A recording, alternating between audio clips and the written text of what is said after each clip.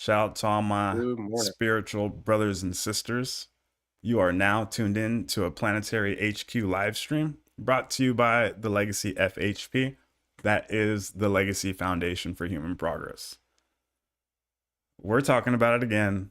Jake Barber summoning UFOs, and is NHI responsible for human spirituality? Are aliens responsible for cultivating what we call spirituality, religion, or meditative practices throughout human history? We want to touch on all these crazy subjects because my man Jake Barber is opening up that can and the worms are falling out. So we're putting one on plate, trying to serve them to you, and we're gonna have some fun doing it. You know me, I'm Dedrick Baker at XDBakeTheWise on Instagram, joined by my brother Magma, who just lost his video. So shout out to him. You still there, Magma? I don't know. We might have lost him. It's okay. He'll be right back. But yeah, that's what we're doing. We are talking about everything other than just the nuts and bolts aspects of the UFO. I guess we got him back. Welcome back, Magma. I guess the Today's a government day was for trying to technical take you issues. out. Yeah, they didn't want your word to be heard by the world. But We're gonna keep persevering. I'm just over here hacking the NSA, to get this live stream out there. I had to call up Trump, get my boy Magma Yeah. back on. Beep, beep, press the button. But uh so it's just been so exciting lately. I did a live stream last night, woke up talking about it again. Want to just do some deep dives onto what the NHI presence is. And for those who don't know, NHI is non-human intelligence. So our space brothers are beings from a different planet visiting our planet. Um, Apparently, they've been showing up in waves since the congressional hearing not too long ago. But not only have they been showing up recently, they have been showing up throughout all of human history. And there's a lot of cross correlating points, a lot of data we have to compile to understand and see the picture correctly. Um, it's not enough just to get pictures and videos of crafts. Okay, that's cool. That's nice. But how many pictures can you line up and stare at and be like, that's real or that's fake?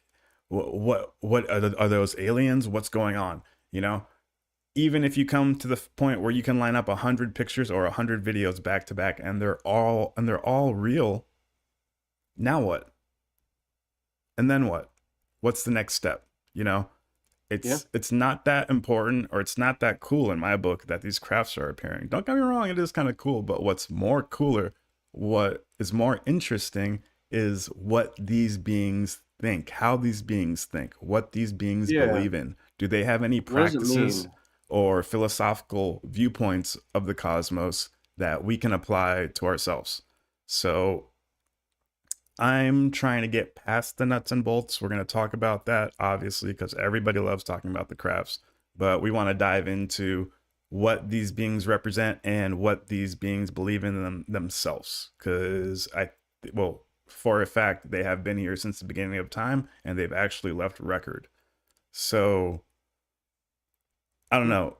I think this whole Jake Barber being able to communicate with UAP, summon UAP, and even sometimes, I guess, pilot the crafts of these alien ships, I think that opens the door for a lot of new possibilities and understandings of how reality came to be what it is currently. Because this hasn't just been happening now. There's medieval paintings of this. There's ancient cave paintings of this. This is literally the story of Oh all yeah. religions, beings in the sky coming from above and landing down. Um, and Jake Barber talking about the psionics team, saying that we can all do this. This is a capability that every mind body spirit complex has. Okay, that's what you are. If you're watching this, you're a mind, body, and a spirit in conjunction. And your personality is the template, the scaffolding that holds that together. Everybody's personality is unique. I'm Dedrick, you're Tyler. No matter what, if I keep growing in the mind, the body, and the spirit, you're going to be able to recognize Dedrick.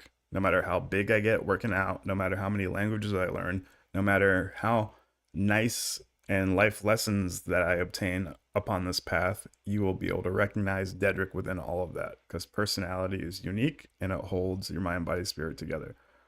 So I guess within the mind, body, spirit complex is a capability to interface with NHI, non human intelligence, literally to talk to aliens. I mean, they're saying the same thing, just in more precise, scientific, non woo woo ways. The nomenclature they're using is a lot, you know, more logical and acceptable to the military community, but they're saying the same thing that people have been talking about. We're gonna pull up some videos in a bit. There's a guy on. He did it on live news. He like went up to a reporter and said, "Watch this. I'm gonna summon one." And it was back in like the '90s, and it happens. And they put the camera up, and you see one flying above him. He's like, What? "See, yeah." So like, it's been happening for a while.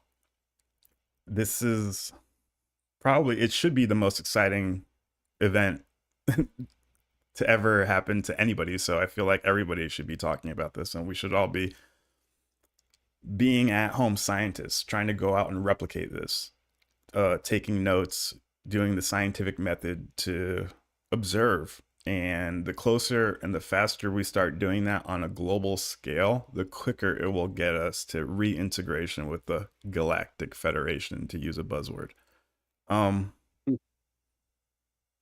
yeah, it's just exciting. Use a buzzword. I want to We say can also welcome. explore. Just what were you gonna say? Keep going. I was going to say we could also explore what is the Galactic Federation, and are they what the New Age community makes them out to be? Perfect celestial beings where, we are all one, or could they actually be somewhat imperfect, just like us? Could be a lot more nuanced than that. There could be good non-human intelligence, bad non-human intelligence, neutral non-human intelligence. Yeah, Yeah, those are all good something to points. explore. Those are all very good points. I think the most well-known version of this comes from the Christian religion, from the war in heaven. Angels Mm, versus demons. That would be one of the modern social concepts that we have derived from these NHI events. And even when people go into the astral realm, on this channel, we will refer to the astral dimension interchangeably with the term the Morancha dimension or the Morancha reality. So the reality that exists right behind the physical reality, it's there, but it's not. It's out of the visible spectrum phase. Let's put it that way. Um, yeah, you could think of it almost like on a higher octave. If you got like the electromagnetic spectrum, this could be like an entire octave up, something like that. So not even like faster frequencies or something like that, but just like uh I guess an entire new dimension of reality, but overlaid with ours. So there is spiritual and semi-material realities taking place all around us, even though we can't perceive it yet. yeah. And you can perceive it in certain ways, when you go into meditation. I mean, Mm. where is your mind at? Where's your soul at? It's not physical, but it's there. Point to your head, like right here. Your mind is more than just your brain. Your brain is like an antenna for receptivity for this mental circuit. So there's a lot of Yeah, things that are invisible that you can't readily touch and see, but is there. You're alive, right? You're there.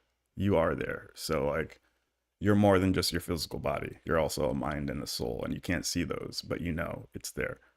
Um, you know, the analogy Jesus gave when he was talking about spirit, and he's telling the apostles about the wind blowing the leaves, and you can't see the wind, but you can feel its presence, and it's there. But I mean, like, you look at the brain, you can see evidence of thought, you can see activity in the brain, neurons firing, you can see voltage patterns and all that, but you can't actually see thought. It's this abstract reality which we know is real. We can see the rooms that have been built around us as the result of human thinking, but you can't actually observe thought, which is pretty mysterious. that kind of hints that there are plenty of higher realities which we can't directly observe, but they are real. And because they hold meaning and value, that's probably the most important reason, which I guess is a good segue into the subject of this discussion here is what what does this whole NHI phenomenon mean and what do they believe? Exactly. Who are they? Where are they from? And what do they believe? Um, we do like checking out your car too. We'll check out your wheels. That's nice. Nice UFO, nice craft. But I want to know what you believe. Um, Again, I want to say thank you to everybody who's tuned in right now. Also, for the future viewers, welcome, welcome, welcome. For all the new people, uh, the normal subscribers are probably here, so shout out to them. Appreciate you guys joining back in. But do want to remind you, if you aren't subscribed, to hit that subscribe button so you are up to date, so you can keep in the know with all these celestial events that are happening in 2025, because I promise you, 2025 is going to be a banger. So, Oh yeah, I can feel it. he Oh, okay. Well, let's put on a clip right now and let's get that to kickstart. Before I do want to All let you right. guys know, because 2025 is going to be a banger and we're going to start to see new realities start to unfold right in front of us. It's important to get this message out, and we're doing our best to. That's actually what brought us together even before this topic was hot. You can go look on our YouTube channel. We've been talking about this forever. This is our favorite subject, and we're just so happy that it's finally coming into the light. Not just woo-woo people at spiritual conventions, literally special forces guys who are like on these crash retrieval teams. So this isn't just woo-woo anymore. Um, we've Yeah, it, been it says something when you got these operators who are the most serious kind of person you can meet. And they're taking this very seriously, you know, when they have these experiences. They're not out there looking for the alternative, you know, like a hippie, you're doing drugs, you're looking for an escape from reality. And you may be on the fringes, willing to accept any kind of fringe ideology, but where it gets interesting is when you get those real serious type of people that can't ignore this kind of stuff anymore. Yeah, and it lends a lot more credence to it, you know. Maybe they'll start putting like quartz crystals and amethysts in the plate carriers of the Navy SEALs now. Yeah, But or the Black Hawk helicopter decked out pilots. with some quartz lapels and Yeah, pins on their. we got some sage in the backpack. But no, seriously. So before we dive into some videos, I just want to say we're trying to get this message out. We got some cool t-shirts. Go check them out. The link is in the video description. You guys are seeing it right now on the screen. You just get the Legacy FHP blasted across your chest, and on the back has our logo, the YouTube channel logo. We've got a lot more shirts coming out soon, so keep a lookout for that. They are $30. It takes us $21 to make them, so we're only making a $9 profit. But all the proceeds are actually getting accumulated so that we can start buying buildings and create an app so you can literally stay in touch with your personal mind, body, spirit progress. Because that's what we're talking about here. We're trying to get everybody on their highest mind, body, spirit levels, performing at peak capacity. So, in order to do that, it'd be nice if you could just check in with an app. So, you buy a shirt, you get some sick swag, you get to rep the Oh legacy, yeah. and that $9 will go to helping other people try to hit their potential. Because this is what our planet needs. We have this weird, distorted, bastardized form that we call social media. We can do better. We can use that network to propel all of us forward in the mind, the body, and the spirit, and help our planet become like way more advanced than what it currently is, because we can all agree that it's kind of screwed up. So, all right. Lost you for a second, Magma. There you are. All right. Yeah, I gotta keep unplugging my camera, plug it back Yeah. in. Dang. All Just right. one of those days. So there is the shirt. Go check that out. We're gonna watch some videos. Let's watch some videos.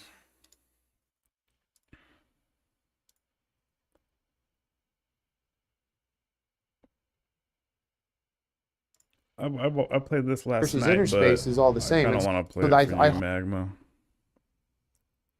Yeah, yeah, I haven't seen that. Uh, most recent interview, so I'd love to check this out. Play a little for the people. Yo, yo. Oh, yeah. Right here. Here's the legacy pledge of duty for the people. You go join the Discord, sign that pledge, and post it, and got something nice for you. Simple pledge. This is what we do it for. It's I pledge to be the best person I can be. I pledge to help others do the same. I pledge to be aware of the internal light as well as the external source of all things, and to understand that these are one and the same. All right. That's the pledge right there. Join the Discord. The link is in the YouTube, our channel about, not in this video's description. Go to the channel, check out the about, and the link for the Discord's in there. Sign that pledge of duty, and we got some cool stuff for you. So let's do this. Let's do this.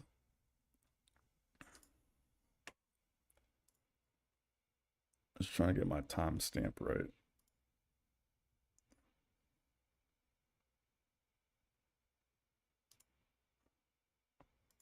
This is all the more reason like why I'm excited to like move forward in this new venture, and the fact that we have created our own autonomy, and that we're going. Do you need me to share my screen or no? Yes, please. You could.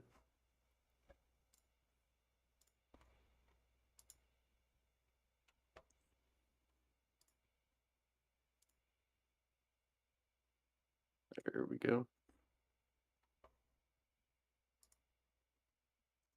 Out, we have a budget, we're operating, and we're in a public-private partnership, and I hope to answer all these questions.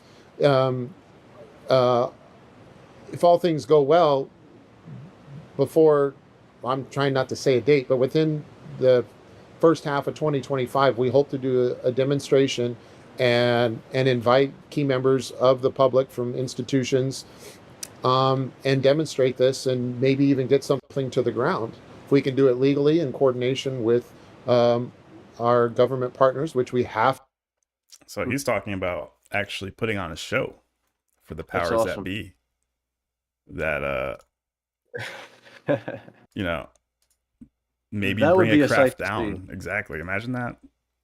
Have a landing in front of all of the cameras. Like, I mean, that would be the moment like everyone's waiting for, you know, some kind of televised event of a UFO touching down or something like that. But the thing is, from my understanding, the whole summoning a UFO kind of thing, where you set your intentions, and maybe some non-human intelligence in a flying object like flies by, they kind of sense that, I don't know, I guess they pick up on your heart vibes or something. They realize you're like pure of heart, something like that, and then they touch down. But the reason they say doing something like CE5 in kind of a remote area with a trusted group of people is because someone can throw off the vibe of that. Or, for example, if you're in a busy neighborhood, you got all these people sitting in their houses throwing off the vibe. So if he had like some key public figures with him, they would have to be kind of wholehearted in it. At least that's my understanding of it. But I mean, you can still have a camera, right? Like, camera doesn't put out a heart vibe. Yeah, it'd be pretty sick. I have no clue. It'd be pretty sick. Let's maybe we could do it. I have a feeling we could go out there and get something like that. Well, yeah. You already know I'm trying to set up a live stream, or at least record it, so that the people here could watch it when we do it as well. Because I feel like we could do some of this, you know. I didn't tell you this. I said it on the live stream last night, but a couple days ago it happened to me. It was fucking stupid, dude. I just walked out in my backyard at night, and in my head I was like, I said like, if anybody's up there, what's up? Show yourself. Like, supposedly it's easy to do. So, and I looked up, and a white light started coming across the sky, and it was flashing, but not the FAA light flashing where it's like red and blue or something like that. It was white, and it was like interesting. That was the pulses, and I was like, what the hell? And I started grinning to myself, and I was like, no fucking way.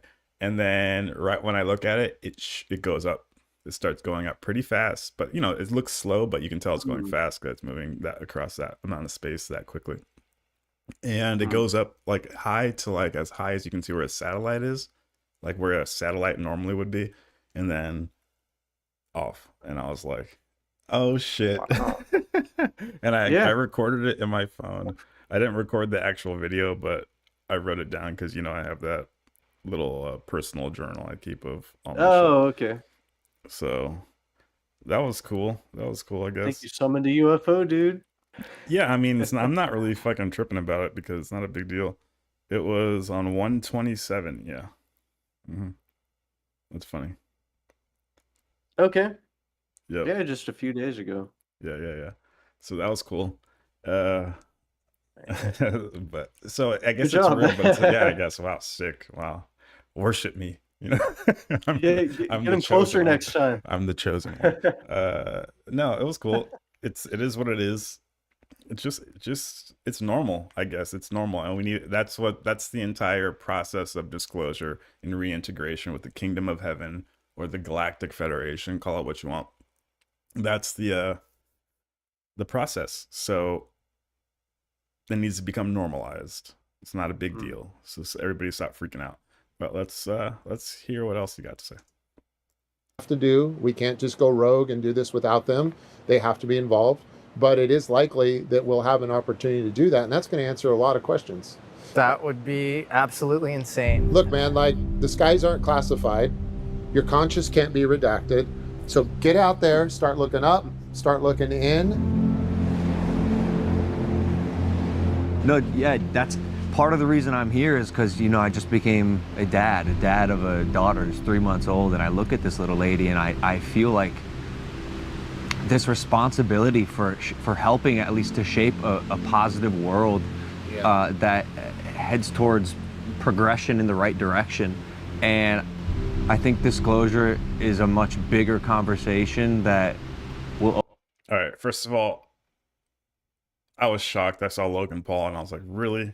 The I was Paul about brothers? to say that isn't Logan Paul. Yeah, that's Is it freaking like Logan Paul. what? He's there. I was looking like I know. that- He's there. We have to Freaking accept it. UFC asshole.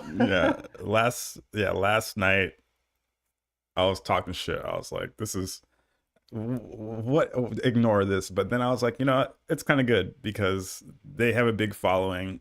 They have a lot of access to the younger generation, and if we're really mean, going to for get this sure, topic yeah. out, then you can't hate on them. But it's just like, really, I just don't trust the guy. I feel like he's as Illuminati as they get, but I'll hold my thoughts. Yeah, I was about I'll to hold say, my thoughts geez, on that. the hidden hand comes out. All right, let's. But he does say some real shit, so open a lot of people's eyes. One thing you said to me on the first phone call we had is, you know, people talk about this feeling of ontological shock, where it's like it's really hard for a lot of people to face the reality that their entire worldview is being challenged. And I certainly felt that. But one thing you said that I liked was you like to think of it as ontological relief. Yes. Where it's like, actually, some of the questions about, like, when I look up in the sky, it's like, what am I? What are we? How are we here? You know, at least there's like like some semblance of answers or something a little more that's explained. That actually makes me go, huh, all right, it's making a little bit more sense than it was before. Yeah, no, and it's... I'm glad he's getting into it. Okay, but it makes me go, That's interesting. That's his entire contribution to the conversation. Well, everybody's talking. He goes, well, yeah, and it makes me go, huh? I'd be like, huh, sick, dude. Cool. It makes you go, huh? Oh, you didn't have anything else? Thanks, bro. Huh? He's kind of just like, I'm here. I'm here, and it makes me go, huh? Fucking thanks, dog. Thanks for that. No, but it's good that they're getting into it. And in the process, he just funneled in millions of viewers into this. Mad clout, bro. Yeah, exactly. Yeah. You got a lot of eyes on the subject, so that's important. Now Jake Barber's about to hit it. Something like giving up atheism when you become a parent, because you're like, this can't be all. I can't be the smartest person in the room. I can't be the richest or most influential person in the room. I can't be the most powerful person in the room. This is for the president when he goes to sleep at night. Like, I'm not qualified. Like, I need there to be more. I need there to be deeper meaning. I need there to be more connection Amen. between us.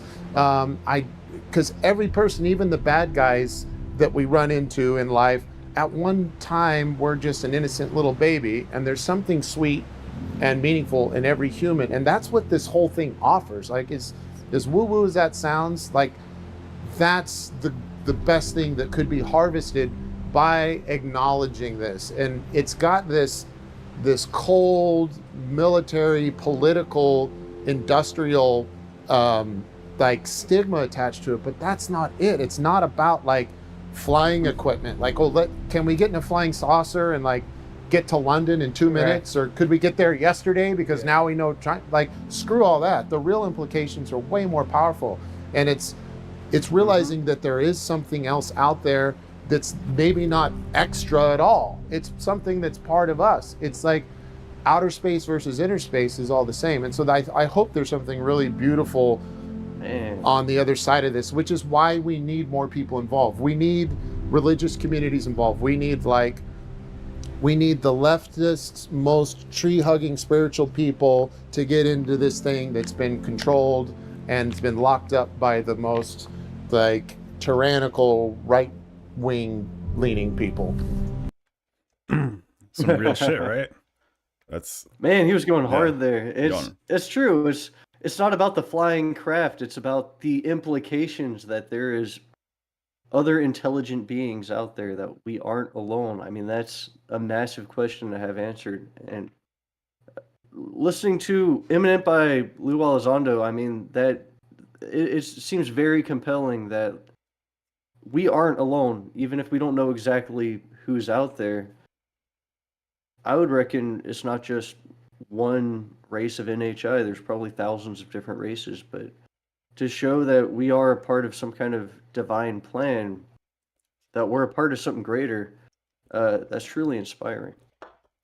Yeah, that's exactly what I'm talking about. That's where I want to bring it. What's up, Andrew Lazaro? Good morning, brother. Nice to see you back. Shout out to the chat right now. Nice. But, good morning. Yeah, it's crazy. He's talking exactly how like we're thinking, pretty much. That's exactly what I said, Andrew. That's what I was about to say right now. He wants more people to get involved. I felt a call to action from that, what we've been doing, our analysis, how we're trying to spread it and unravel the complexity of the subject. So when he says that, it makes me want to stand up and do more, go harder so that we can actually make this planet, different than what it currently is, I guess you would say. And I like how he talks about how it's more than just the nuts and bolts. It's nice that they have craft. It's nice that they have technology, but there's way more implications. There's way more interesting complexities that come from this rather than just the craft. Like it's like when you pull up in a car, it's a nice car or whatever. You need to know what that person's thinking. You need to know what that person's doing. You need to know what that person believes in. So that's what I want to focus on. I like how he's saying it's not all woo-woo and it just takes more analysis. Yeah, this will be great for getting this just into the public discussion, especially a character like Jake Paul, who has a very young following. Getting younger people more acclimated to talking about this kind of stuff comfortably, so that by the time, God forbid, Generation Alpha is a bunch of adults, who knows what's going to happen, but hopefully they grow up to become a lot of genuine, open-minded people who are actually seeking the truth. And I don't think it's too late for that. I mean, they're all Generation Alpha, they're all hooked on screens, so what are we putting on those screens, Put more meaningful content out there, more thought-provoking questions to be asked. Now I got a few I got a few thoughts about this. Yeah.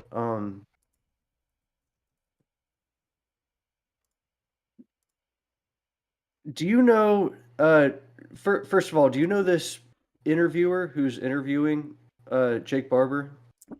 Jesse Do you Michaels. know anything?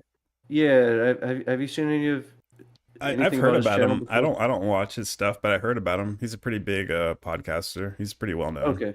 Why? What's up? Um, I'm curious, did uh Jake Barber invite Jake Paul to be there No, in like I an think outreach kind of way? no. I'm pretty sure that's Logan Paul, by the way, his brother. Oh, Yeah, oh, okay. yeah. But they're both the Was Paul Logan brothers. They're Paul. both came up in that I guess you would say. Oh, that's why he looked kind of familiar because they look pretty similar. But I'm Yeah, like, is that they came up is in that like Jake Paul? No, that no. shock value influencer stage we had. You just do like crazy Hmm. shit for clicks. And now they're pretty big. Okay. But yeah, no, I'm pretty sure Jesse Michaels is friends with them. And one, Okay. you Okay. know, they're like, yo, having Jake Which I Barber guess on, you know. it's a bunch of young influencers who are highly successful, so they probably network. They probably know each other, and they're like, "Hey, we're gonna get this UFO whistleblower on. Like, you got to be here for this." So that makes sense.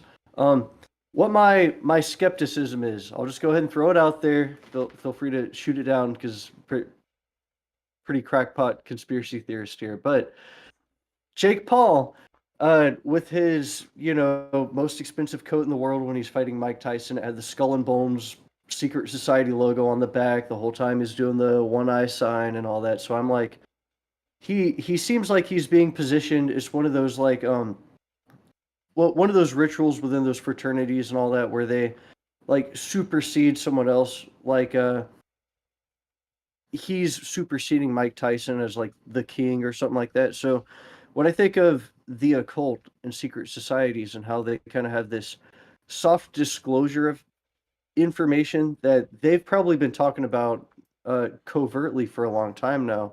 I wonder what is the secret society take on like UAP on the Galactic Federation, and I'd be curious to hear your thoughts on this. But if the I know there is prevalent in a lot of new age cults and stuff this idea of the Galactic Federation being complete love and light. A lot of people channeling Pleiadians and stuff like that, and there's there's some interesting perspectives that might not be entirely the case. They're like this. Imagine a Galactic Federation, some kind of cosmic government of all these other races out there. They aren't necessarily angels. They're like imperfect humanoid creatures just like us. So there could still be messy, muddy politics involved in there. And of course, we're a quarantined world.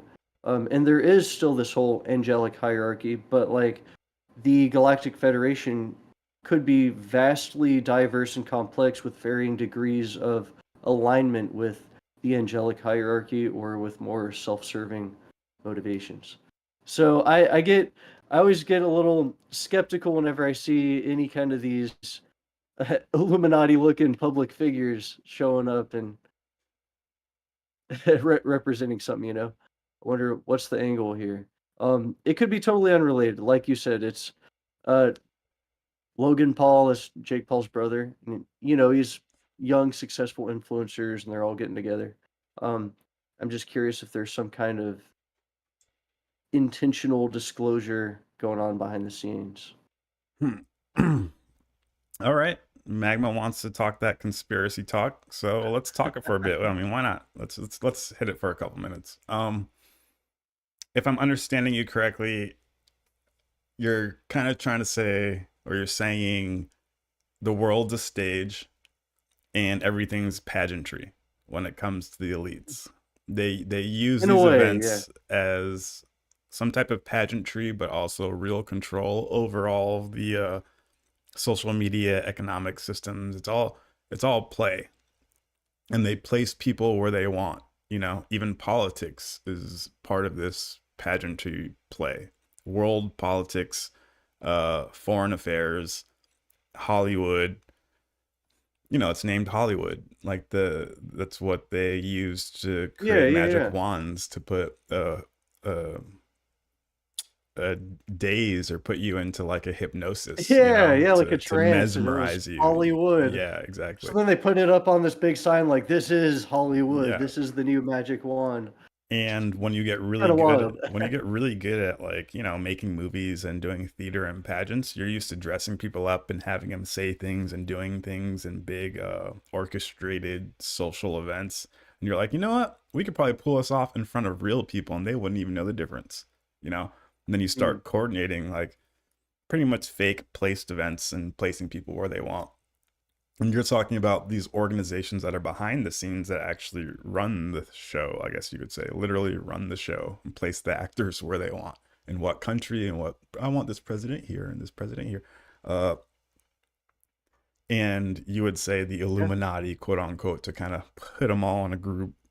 And Yeah, although I'm sure it's maybe a not little so bit, organized. You said the There's skull probably and the a ton of bones was on the cape of Jake Paul.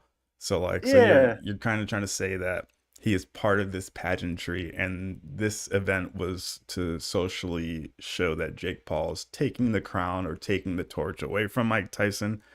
It was a weird There's fight. I'm not something. going to go into analyzing the fight, but it was very weird. Yeah, that's beyond the scope of this video, but Yeah. there's a lot of weirdness going on there. Similar stuff going on with like Taylor Swift, Well, yeah. Taylor Swift coming up over Beyonce, and there's a lot of interesting stuff there. But like you think about actors, the whole idea is basically the art of deception. I mean, it's I don't want to trash on acting. Acting's generally a lot more innocent than that, but you're getting really good at putting on this fake character.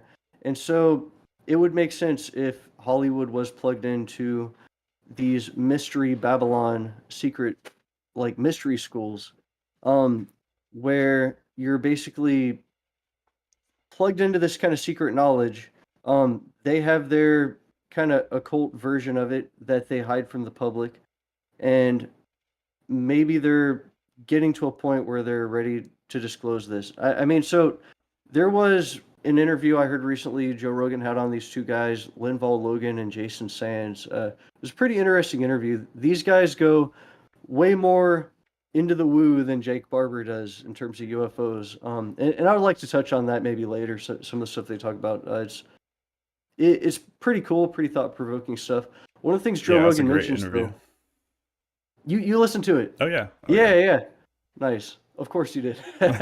Yeah, there are a lot of things in there I would like to pull out maybe later in this discussion, but Oh, for sure. one thing I thought was wild that Joe Rogan had mentioned, he was a part of this show where they, met people on the street, and they would have them pull some kind of public prank. And so they had this person with a camera go up to strangers and say like, "Hey, someone just made contact, had an alien encounter. They saw a UFO, but they left, and we can't interview them. Could you take their Yeah, I place?" remember they saying that, and people would be like, "Yeah, sure," and they'd instantly snap into lying mode. Yeah, they would just create these elaborate lies Yeah. on the spot, like they brought me onto their ship. I saw everything, So it shows how easy it is Yeah. to put a camera in front of someone and they feel the magic of that, like, whoa, I'm on TV or whatever, and all of a sudden. Yeah, the self-aggrandizement kicks in. Yeah, and I felt like that was maybe a little tongue in cheek, like Joe Rogan was kind of playing with them, like, just so you know, it's really easy to make this stuff up. Yeah.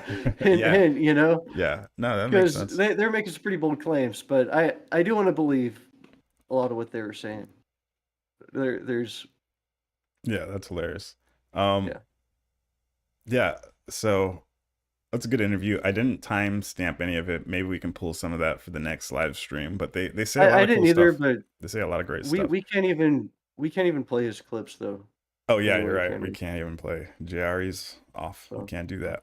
But all just right, bringing gonna it back walk to in the telepathic Jake Barber. communication. Yeah. So what the cool thing about that he talks about is, you know what? Let's play a little bit more of that clip because he's about to say it, and then we can riff Yeah. off of it.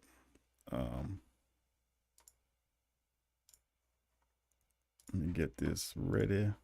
Here you go. Here you go. Sharing my screen for you. Thank you. This is, to me, one of the most important stories in a millennium, let alone a century, because it should make everybody question core ontological truths and, like you said, hopefully open their eyes to a broader reality that is, I think, expansive and exciting. So, Wow. thank you, man. Well, thank you. The pleasure's mine. And let's make sure we get this out there so that future generations aren't having to rediscover this thing all over again. Let's do it. Yeah, man. Oh, that was it. Well, we can riff off that. Yeah, let's but, hope that I guess what I was, generations don't have to rediscover this. yeah, I hope. He said something saying like everything's on the table now, like nothing's too woo woo, and that's what they all keep saying. Like this, I know it sounds woo woo, but this is for real. This is for real. So they're making telepathic communication with these UAPs. They're controlling the vehicles. They have a psionics team that can go into a meditative state, somehow even astrally project and make contact with ETs. So we'll just start talking about it frankly. We'll start talking about book pulled up here. Yeah, we'll start talking about it frankly. This now opens the channel, or no pun intended, opens up the channel, opens up the floodgates, because now there's previous contacts and previous material out there that claims to be derived from extraterrestrial sources.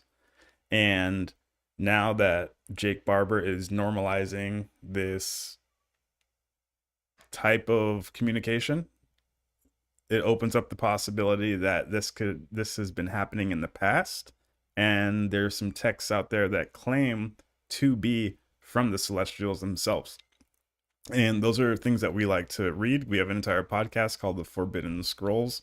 We've been reading all these books for a couple of years, and we find them very interesting. And now that he's saying that this is a possibility, you kind of have to retake a look at him and be like, holy crap.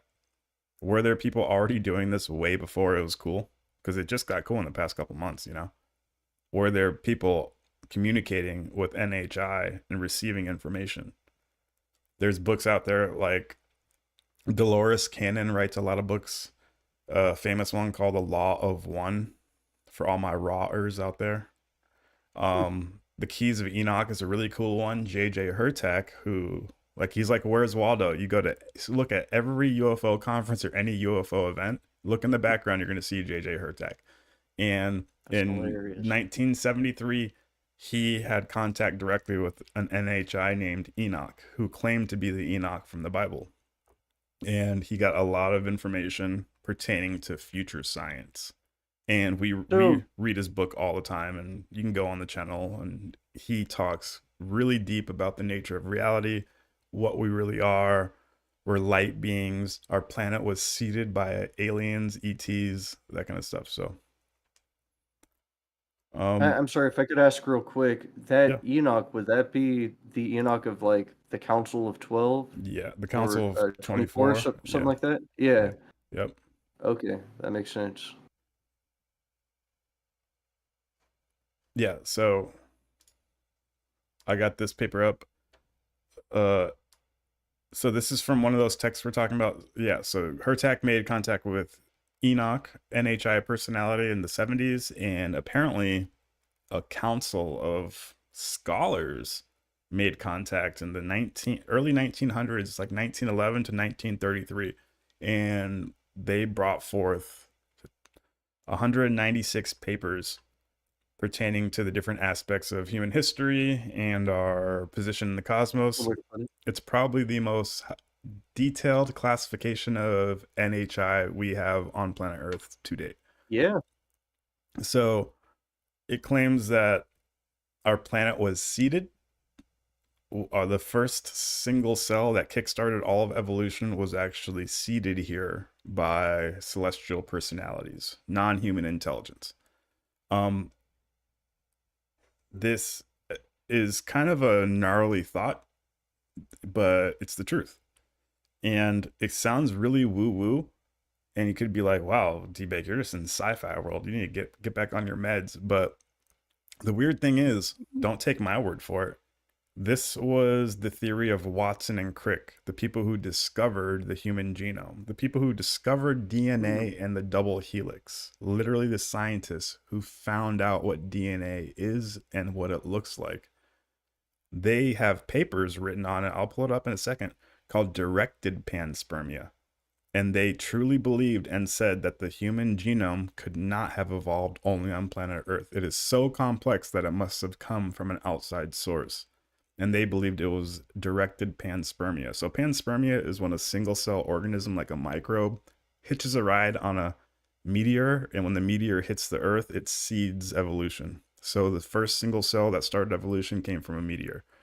Now Watson and Crick say that it was directed panspermia, that the ETs, the celestial beings, were the ones who directed the single cell to our planet or even brought it to our planet. And they have an entire paper on it. It's really interesting to read. We should do a Forbidden Scroll on it. So Absolutely. so pretty much that would mean that we come from a cosmic template. So let's say that we did come from that meteor. That meteor was part of a chunk of a larger meteor which hit other planets that broke off in space. That means we would be genetic cousins with other planets. We would be part of a cosmic family. And that's what the Urantia book says. This is the text that those 100 scholars got in the early 1900s by contacting non-human intelligence. And they shed a lot of light on these Earth concepts. So Adam and Eve were extraterrestrials. Adam and Eve were not from Earth. There was about, like a couple billion people on planet Earth already before Adam and Eve even landed. So humans evolved from a single cell organism. Evolution is correct. And man appeared. And one man, that's normally how it happens on all planets. And when the human form appears, it like puts up like a bat signal. Look at humans appear. And the celestials are like, okay, time to send down a representative to teach them what they are. That happens. I'm not going to get into the nitty gritty, but there's two types of celestials that landed. One landed 500,000 years ago, and then Adam and Eve landed 47,000 years ago. They mated with us, and they upstepped our DNA. So we have some capabilities within us that we are unaware of. And these are the similar capabilities that the military is starting to understand via their psionics research. So this from the Urantia paper 74 said Adam and Eve could communicate with each other and with their immediate children over a distance of about 50 miles. This thought exchange was effected by means of the delicate gas chambers located in close proximity to their brain structures. By this mechanism, they could send and receive thought oscillations. But this power was instantly suspended upon the mind's surrender to the discord and disruption of evil. So I think that's a cool concept to pull from the UB. Yeah, they actually show a mechanism of how it could actually work. Yeah. Makes sense. And we're talking about how the mind is like, we look at mind as like the cosmic Wi-Fi that pervades the entire universe. Our brain just taps into this mind circuit, and it's not ours. We're just borrowing it. It's just like our body. We're borrowing our body. When we die, the body will fall away and we'll pick up a new one. Our mind right now will keep progressing, and we're only borrowing this little circuit right now. It's not ours. We're just tapping into it. We're like antennas.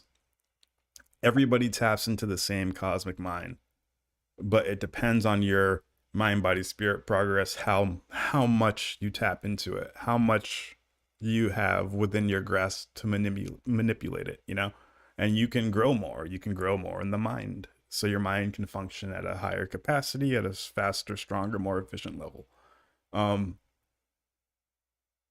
Within these mind circuitries exists communication. Like when you think about somebody, then they text you. When you think about somebody, then they call you, when two people have a similar thought at the same time, or when you're both thinking about a subject, thinking about a problem, then you guys look at each other and you both have the idea at the same time. This is the answer, you know? There is telepathy that happens on a day-to-day basis. A new podcast just came out. I forget exactly what it's called, but it's about autistic kids and their parents and how they can telepathically communicate. It's very interesting. So Yeah, like we watched that. nonverbal autistic kids can communicate with their parents telepathically. It's like they just do it and they Whoa. think it's normal. Like, and you'll see the kid not talk and the parent will instantly know what the kid needs, and it'll be, and like that's how they communicate with each other. It's very It's interesting. fascinating because from what I understand with most people with autism, especially as you go deeper into that autism spectrum, you withdraw more into yourself and you're more uncomfortable with the outside world, with other people and things like that, you know. Um, that's why usually autistic people have very vivid imaginations, but as you go deeper into that autism, the withdrawal is even stronger. So people with like very strong autism are pretty much totally reserved within themselves. So I wonder if that allows them to tap into certain faculties of their brain, whereas most of us are so distracted with the outside world and engaging with others and stuff. Um, Maybe there's something to that. Like you can become a prodigy just by being totally withdrawn within your own mind, I guess. Do you believe that extra Yeah. Do you think it has to do with the drawing or yeah, the telepathy tapes? Thanks, Andrew Carmen. That's what it is. There you go. Yeah, and then exactly. There's a guy who proved there was messages that got transmitted via two patients that were asleep. That's a very cool experiment. Um Telepathy tapes. yeah, Let me look that up. but it's super interesting, and people have been talking about this for a long time. You know, like why did the Buddhist monks meditate? You know, what they go into these different stages and meet these different spiritual beings. Same thing with like Kabbalah or people praying and seeing angels. You know, people Yeah. astral projecting, but even he talks about it. We're gonna bring this up right now. Jake Barber talks about how there's different beings within these dimensions and how you have to be aware. So let's look it up right now. 241. One little point I wanted to make real quick about the gas chamber quote you brought up. Yep. It's interesting because it's basically describing gas detectors. If you have kind of this isolated, kind of like a vacuum tube filled with some kind of gas, the gas, when it receives like a certain signal, it will ionize the gas, and that can go into the plates of like an anode and a cathode, and you can actually read a signal through that just by the disturbances within that isolated gas chamber. So it's kind of cool. There's some science there too that it's a gas detector. Interesting. Yeah. Wow, that's really cool. That makes sense. Like ionizing gas and then like oscillating thoughts. Yeah. So you'd be able to pick up, like, if a little disturbance in the force, you can actually pick up some thought coming to you Yeah. that's oscillating your little gas chamber. Then your brain is like a cell phone tower, with your spinal cord. So that's how you're able to send out waves. So it's kind of cool. Makes sense. In the those 100th monkey experiments and the rat experiments, when they have a bunch of rats and they have it in a very complex maze and there's a piece of cheese or a treat at the end and the rats can't figure out how to get to the maze, can't do it, have another lab on the other side of the world, same amount of rats, same exact complex maze, both rats on both sides of the world can't get through it. Then the scientists on, let's say, the left side of the world teach the rats how to get to that piece of cheese at the end, and they can finally get the prize. And the second they teach the rats on the other side of the globe instantly know how to get to the maze and get their piece of cheese as well. It's called morphic resonance. It's fucking wild, dude. Morphic resonance. Yeah. It's wild. To me, that's even seems to suggest evidence of like a collective unconscious or an Akashic records kind of thing. I don't know. Like there's That's some what he kind was of talking about. That's what collective Jake Barber was unconscious talking about. thing happening too. Okay, Okay, cool. maybe that's what you're talking about the Akashic. Yeah, yeah. He does mention like there's a consciousness field that the mind has Okay, and yeah, the yeah, yeah. world has. Yeah, yeah, yeah, yeah, yeah. Yeah. All Okay. right. I'm Um. curious to see what he has to say about this. So this is just about the angels and demons. Check this out. So I think the philosophical question that naturally arises here is you are implementing techniques that seem like you're almost tapping into this sacred other spiritual world, but you're sort of doing it on behalf of American defense. Obviously, you've shown that your loyalty transcends just pure, organizational expedience in realizing that this is actually bad for the country, the way this thing was set up. But what about loyalty above that even? Yeah. This metaphysical loyalty to God, and if these things are angels or celestial Right. creatures, how do you square the fact that we're moving in kind of celestial realms, but we're kind of, using the frame of American defense with all of this stuff? Yeah, that's a fun question, and we're all forced to consider it once you get to this point. Like the angels and demons idea, I think is a good place to kind of orient the idea of what we're dealing with, because there certainly is good energy and bad energy at play. My experience has been, I would say, 100% good energy, like profoundly good. For whatever reason, if this is an atypical experience, or if it only represents one half of the experiences people have with the NHI energy, that's fine. But mine has been unbelievably positive and has been life-changing and has guided me and given me orientation and motivation and clarity. It gives me so many things. It's like being tapped into something like a guiding light or an omnipresent God that has your best will at heart. But So he's saying that for the most part, all of his experiences have been positive, but he has heard throughout the community that psionics have encountered negative entities as well. He goes into that more later in the interview, but just something to be aware of, and that not all of these entities are positive. There are negative entities out there too. They're not like the demons you see in movies. They're not all gross. And they're gonna like eat you and shit. That's fucking from Hollywood. And that's like based off your ancient predatorial fears of being in the woods from like animals and stuff. But there are beautiful beings with political alignment and ideologies like postmodernism or nihilism or things like that. I mean, politics go all the way up, except to is, the yes. very top. There's probably no politics with the Trinity and the very high order beings that kind of see everything. But as long as you have imperfect creatures, there's going to be disagreement with ideologies and even disagreement with entire plans. Like there's one contention with the Lucifer Rebellion was disagreement over this whole evolutionary scheme of having animals evolve into people. Yeah, And so let's talk why about are that. Let's talk about okay? that. The what is the war in heaven? What are the Mhm. multiple different ET factions fighting over exactly? So I explain it all the time. The universe is set up and federated, just like the United States. 50 different states.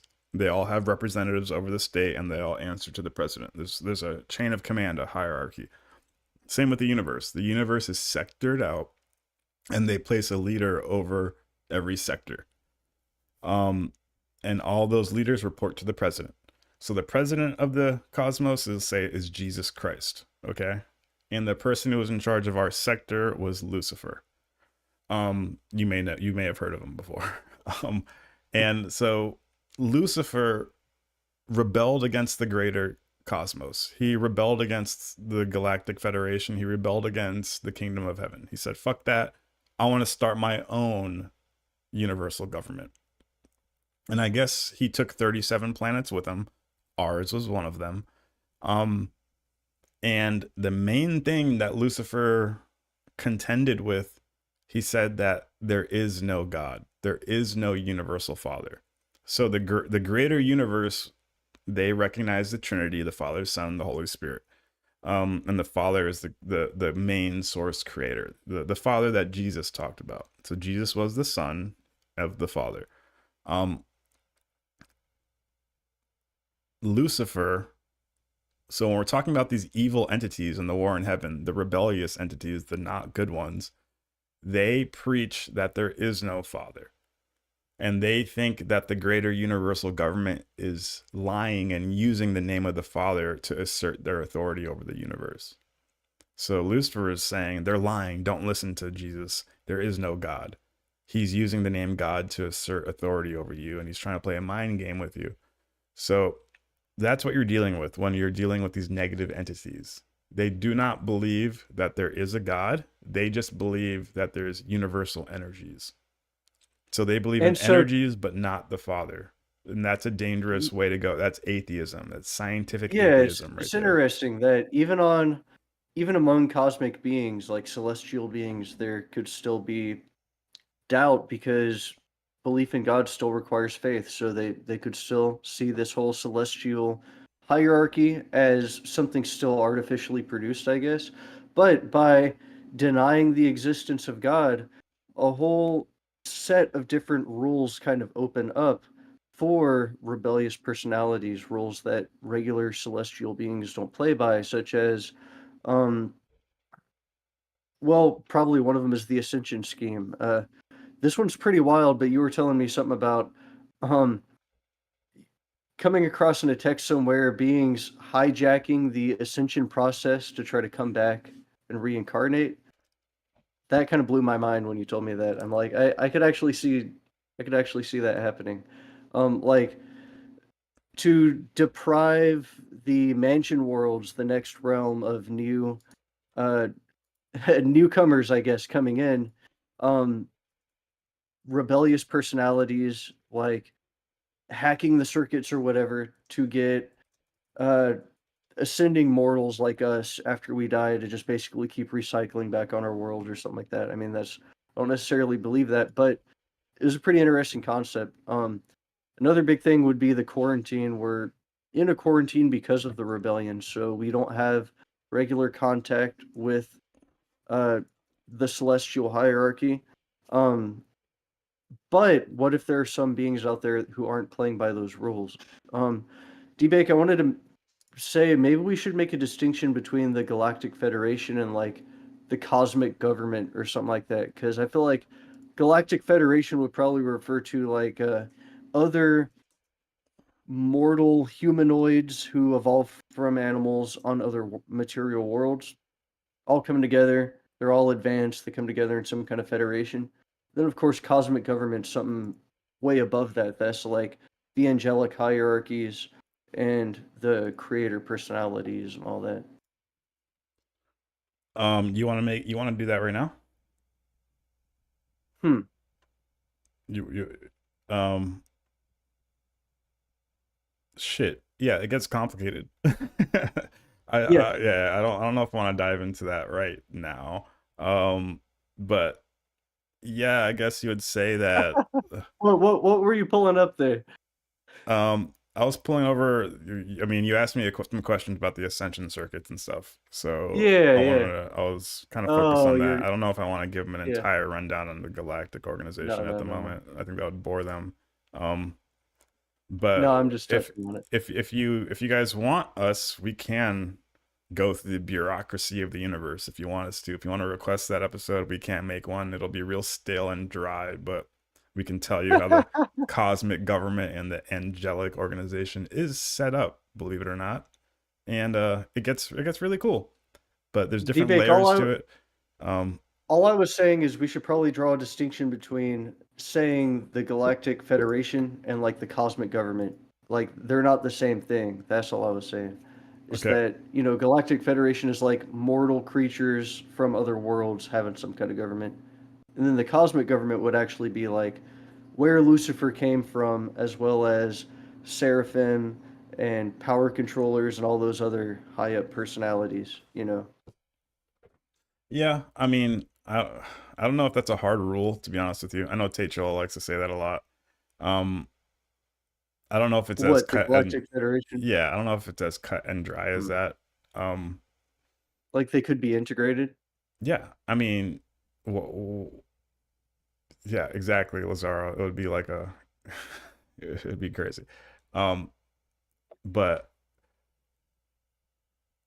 for the most part, in normal sectors of the cosmos, I'm just going to put it quickly. For the most part, in normal sectors of the cosmos, they are growing up with planetary princes already installed on their planet. The angelic presence is already installed on their planet. So when you talk about, like, I guess, Galactic Federation, they would already be integrated with the universal government. There wouldn't be a That's a good point. separation.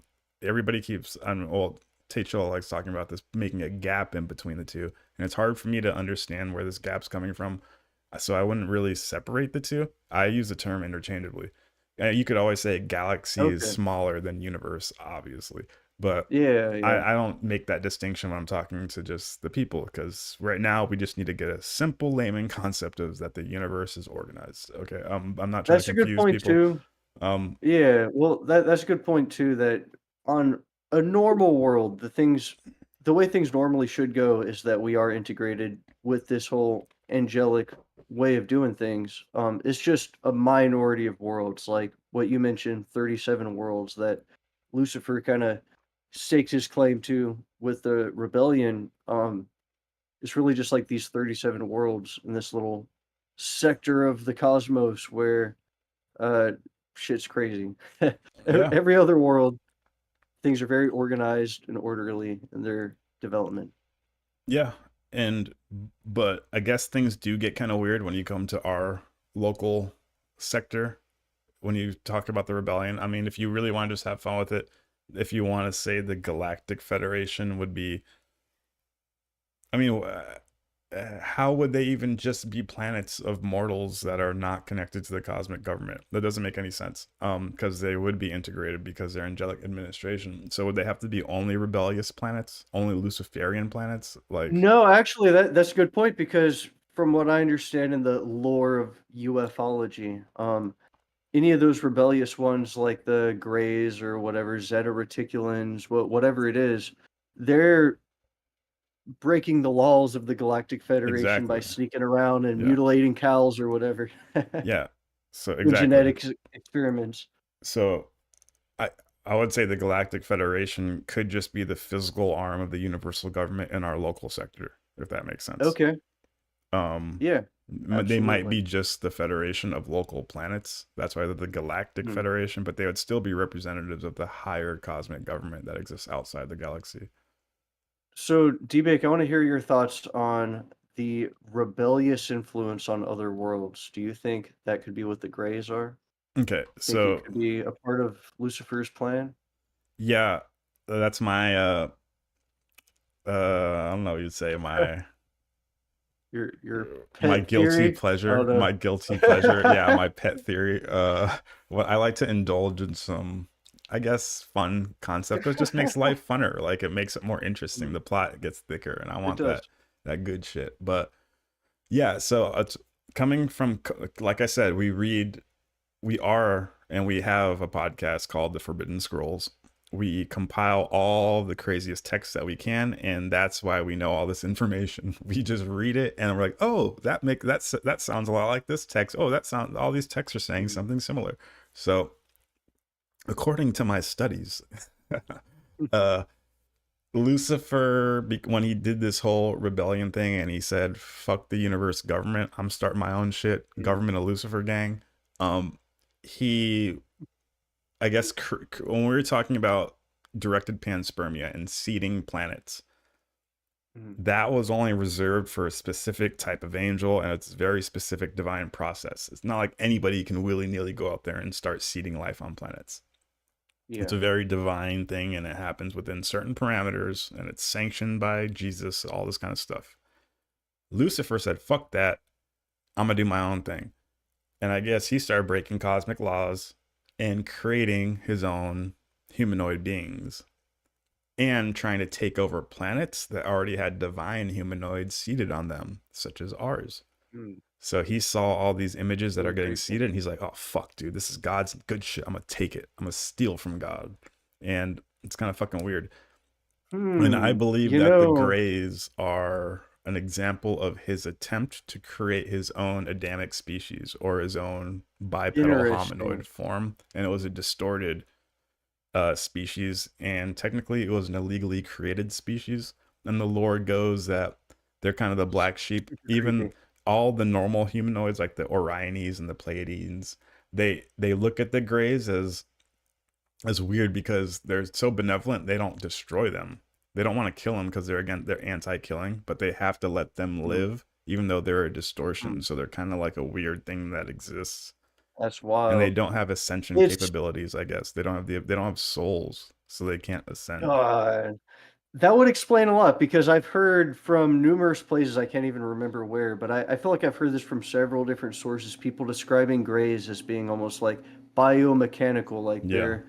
they're biological, but they're almost like automatons. Like they don't seem to possess free will. It's almost like they're remotely connected to some other consciousness or something like that. Well, according to Um, my studies, they were deprived of a right brain. Lucifer only made them with left brain, ooh, and then made them be able to God, telepathically connect with each other at the same time. really creepy. Yeah, so that's why they're not there. They're only logical, but they're communicating like within themselves. They have like a network, and It they would are. also make sense. Yeah. It would explain like the leading theory I heard about genetic experiments, like aliens abducting people to do genetic experiments and all that was some lore behind like they were an ancient species, but they messed up somewhere along the way by becoming uh, basically genderless and having designer clone babies or something.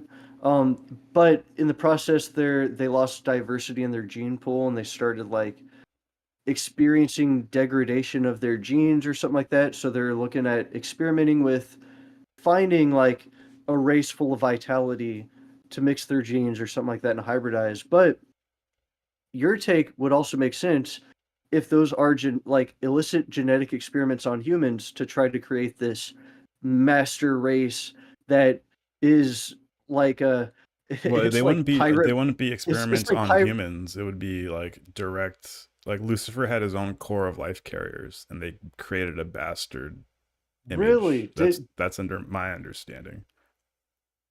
Is that in the Urantia book? Does that mention like It's not life in the carriers Urantia book. I'm associated? implying, but it says that But Lenon it would Index make and sense. Veron Index have cores of life carriers at their disposal, so that they're in charge of it. And remember, Okay. it says sometimes even Veron Index or Lenon Index mix with the life carriers and create their own like types of creations. It's interesting.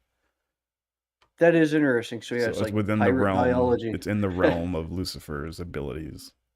If he was still positive and then he goes negative, and he can probably still, he had seraphim life carriers. It says a bunch of life carriers rebelled with him, so you can imagine what they were doing. Speaking of which, to touch on exactly what life carriers are, just for anyone listening who is a little unclear on that, it is a class of angelic beings that are tasked with actually carrying life, and they plant it on a world, and they carefully cultivate it and foster it over millions of years. And so you actually do have a tremendous value in something like when animals successfully evolve on a planet because they've been nurturing and cultivating that for so long. They've sunk so much time into it. It's extremely valuable.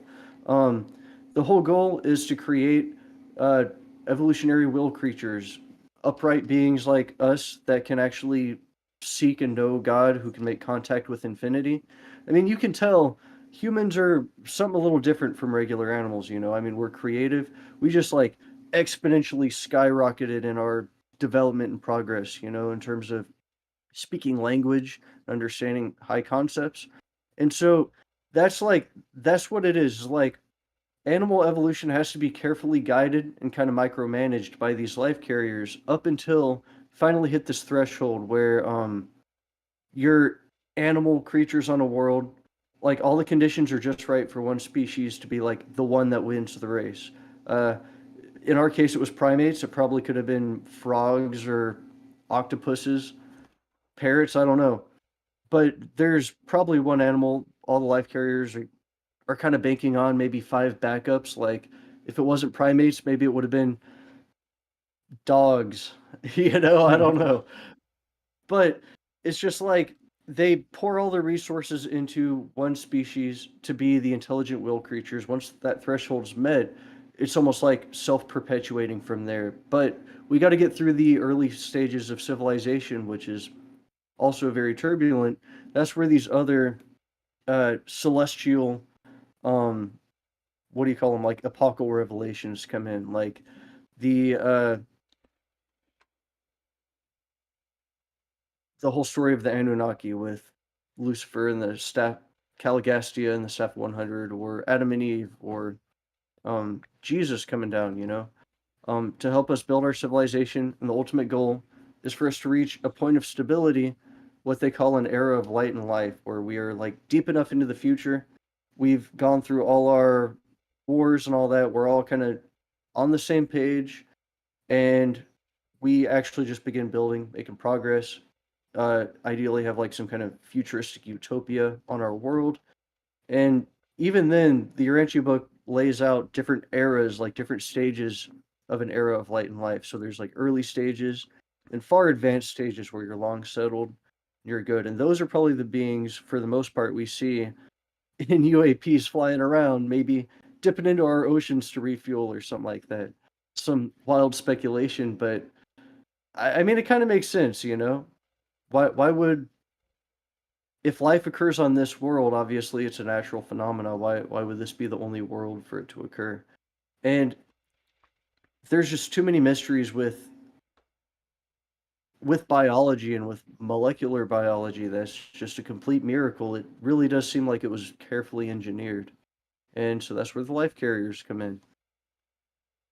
Yeah. So like we were talking about before, like directed panspermia, that Watson and Crick were talking about, that single cell that first kick-started all of evolution. And it's a beautiful thought to think about, that a lot of people don't believe that evolution and religion or Christianity are compatible, but we're here to let you know that they are. They can be reconciled and they can be integrated. Yeah. Think about it. It's a beautiful thought. Like, just think about the void of space and a dead planet. Nothing's there.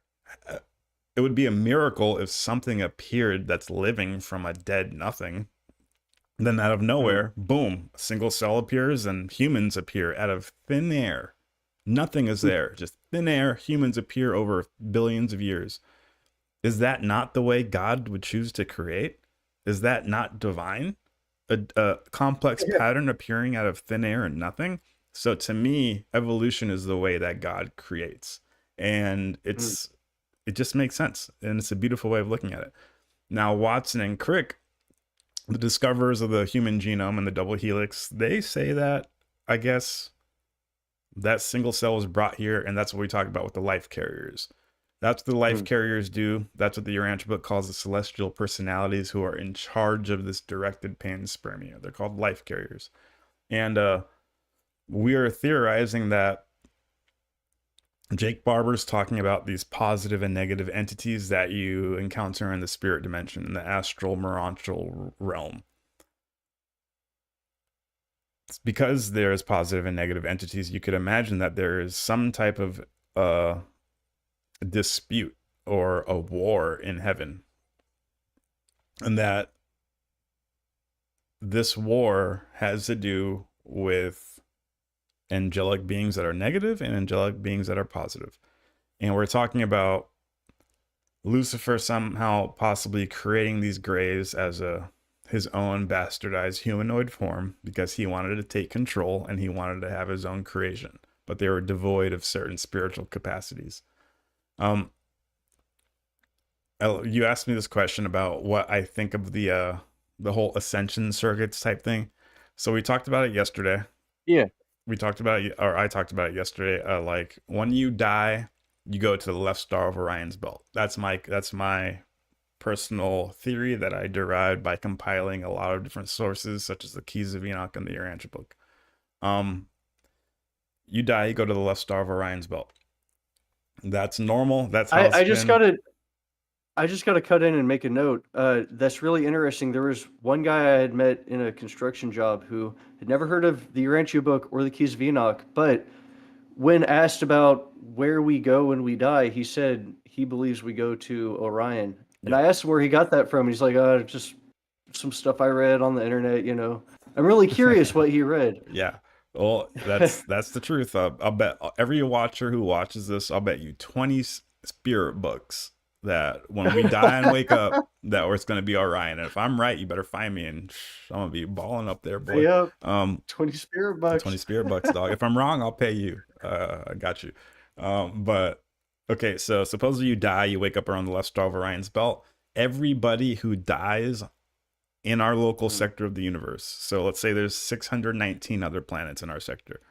Everybody who dies from those 619 planets, they all wake up at the same star in Orion. That's called the mansion worlds. That's what Jesus talked about. He said, my Father's house has many mansions. I go there to prepare a place for you. If it were not so, I would not have told you. This is what he says in the Bible. And then he says, I will go there to prepare a place for you, then receive you unto myself. And then he goes on to say, I am the way, the truth, and the life. No one can get to the Father except through me. He's talking about the ascension circuits, the mansion worlds. And you asked me this cool question about Lucifer, and I guess he actually tried to alter the ascension circuits. And there's a couple theories I want to throw out there so there's 37 planets that Lucifer took for rebellion, and he might have tried to create ascension circuits within those 37 planets. So when you die, you only stay within the rebellion spheres. He also supposedly tried to... Typical cult leader. Yeah, and he supposedly also tried to have you resurrect in your astral Mirancha body, but on your same planet. So instead of going to Orion, you stay on your planet and you evolve spiritually down here, which is also another distortion. And that may be one of the... What's up? I'm sorry. No, I'm just saying that may be one of the reasons why Jesus appeared after he died in the Mirancha form on our own planet to administer to those souls who were locked there. Oh, wow. Okay. Yeah. So I was going to ask, because it seems like for most of us who are connected with our father fragment, you know, our fragment of infinity, and we are kind of in good standing with God, you know, we still go up through the mansion worlds, through our system headquarters, and business as usual, heavenly afterlife experience, we ascend up the ascension circuit. But those that take kind of Lucifer's route, do you think that's actually like Luciferians or Satanists or something? I mean, who do you think? Mean? Like take Lucifer's ascension route? Yeah, you're talking about like kind of this... I don't know if it's special locked in 37 worlds, or do you think... Yeah, I mean, obviously we don't have an answer for that. Or do you think it's like just something for his staff of 100 or his little buddy club? Because from what I understand, Lucifer doesn't care about humans. I mean, like, it's kind of a joke to worship Lucifer, because one of his whole things is that he doesn't give a shit about humans. Yeah, we're low. And he thinks we're a waste of resources. Yeah, exactly. There's also kind of an observation I just made thinking about the ascension scheme. You have this entire flow of ascending mortals going up through the mansion worlds. You know, you got 7 mansion worlds around the capital world, Jerusalem, and that's a system. You got hundreds of systems in a minor sector, and, you know, it just goes on up. But it creates a flow, and anywhere there's a flow, there's basically an economy. Just like in a battery, when you have keep going, polarity of charge. All right. So in a battery, when you have a circuit that actually closes and those electrons are able to flow, it takes a polarity, you know. If it's totally neutral, there's no flow going on. But imagine God, the Trinity, you know, the very highest point of creation, paradise, being, let's just say, positive, and the very bottom, gross animal material world, let's just say that's negative on a battery. We have a fragment of infinity within us. That divine spark I see as kind of like an electron. It's part of that source and is trying to traverse the circuit to return to the source. So through our ascension scheme, we wake up in the afterlife, and we keep kind of going through the motions. And just like these electrons flow through a circuit, we'll spin little wheels, light bulbs, and all that. we are likewise flowing through a circuit. And so I imagine there's a vast spiritual economy that is uh, tapped into that flow. And maybe that was something about the rebellion was hijacking that flow. I don't know. That's interesting. Or just seceding from the cosmic government altogether, just like his perverted idea of the system is corrupt, but a part of that was us being created because there were a ton of resources being poured into teaching and educating mortals who were evolving and growing up in the ascension scheme, as well as just seeding life here in general. Um, D-Bake, I'll pass it to you to talk about whatever. I'm gonna grab some more coffee. Yeah, yeah. So it's like the main threshold gate. Obviously, I was talking about this. Orion's belt, left star is where you wake up. Apparently, when Lucifer rebelled, he tried to seize that threshold gate. Well, not seize it, well, contend and set up shop right next to it at the right star of Orion's belt. That's why there's this war in heaven, and why some of the texts, such as the Law of One, will refer to the Orion group as a negative entity group, but not everybody from Orion's bad. It just depends on what star you're from, either the left side of Orion's belt or the right side of Orion's belt. The Urantia book backs this up. It talks about Lucifer setting up shop and headquarters right next to Jerusalem in the Mansion World. So very interesting. Very, very interesting.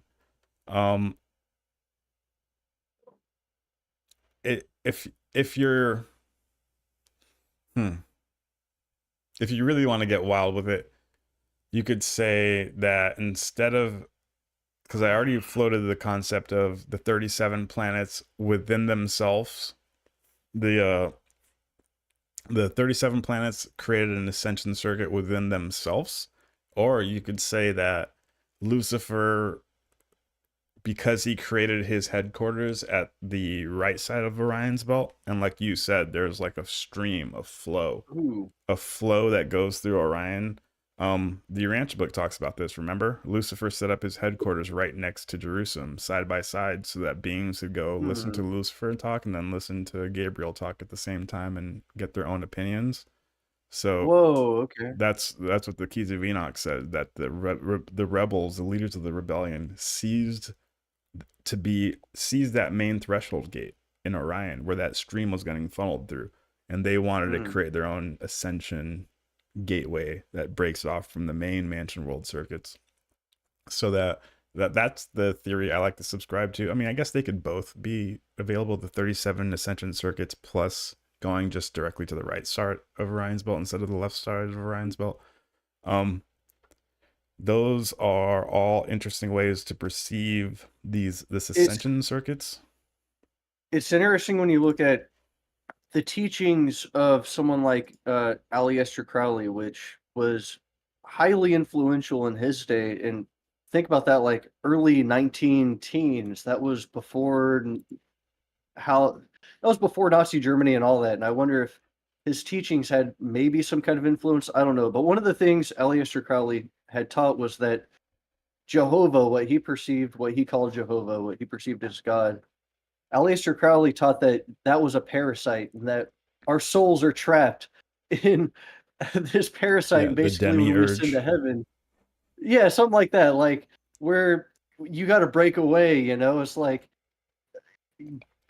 God did you a disservice by creating you. You didn't ask to be born, and when you go up to heaven, you're just feeding the parasite. So break out of the system, and that was basically this kind of Luciferian ideology. And I wonder if that was a psyop planted by Lucifer to tell humans to just give up. I don't know.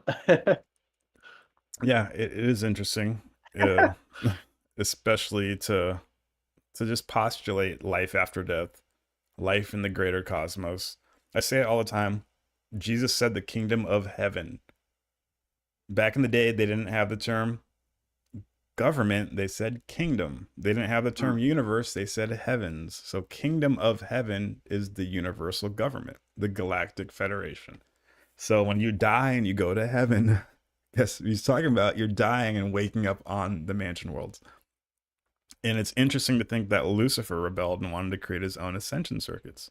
So I want to read from the Bible right now. And he's just talking Oh, about please do. I think the Bible and then the Uranch book reveals some more, sheds some more light on the concept, on the topic. So this is from Jude 1:9 from the King James Version. And it says, "Yet Michael the archangel, one contending with the devil, he disputed about the body of Moses. Durst not bring against him a railing accusation, but said, The Lord rebuketh thee." So that's from the Bible, and it's talking about the archangel of Michael, not to be confused with Michael himself. The archangel of Michael, so Michael's archangel, and the archangel of Michael Because from Michael's an order, yeah, right? Like Michael's a Michael's an higher order of order, being. a lot higher. Jesus Christ is a Michael. It's the highest type. It's a creator son directly from the Father and the Son. The Urantia book rolls with that name and that terminology, so we can compare it to the Bible and kind of connect the dots and make Yes. sense. It further defines a lot of those terms. Yeah, exactly. That's why I guess the NHI made contact in the early 1900s to further clarify concepts that we already had in our Bible. So that's why we like the Urantia book so much. It's awesome. So the Bible talks about this. So the Urantia book says there's different ways to get to heaven. Okay. There's different ways to wake up on the mansion worlds. If you have a high enough mind, body, spirit level, if you play the video game good enough and you got your stats maxed out, you die and wake up on the third day. Only 3 days, and then you wake up and you're on the mansion worlds. It's how long it takes your soul to get over there and a bunch of other bureaucracy we're not going to go into, but after 3 days you wake up. If your mind, body, spirit levels aren't that high, if you slacked and didn't really get your fucking wood cutting up and your fishing up and your cooking up and your fletching up and your combat levels up, if you didn't level up enough, you go into what's called sleeping survivors. You get pretty much put into a group and you stay asleep, and every, let's say, 5,000, 10,000, sometimes even longer, that group will wake up en masse. Okay, so let's say that everybody who has died since Jesus's time, who didn't have prerequisite mind, body, spirit levels, are still asleep on planet Earth.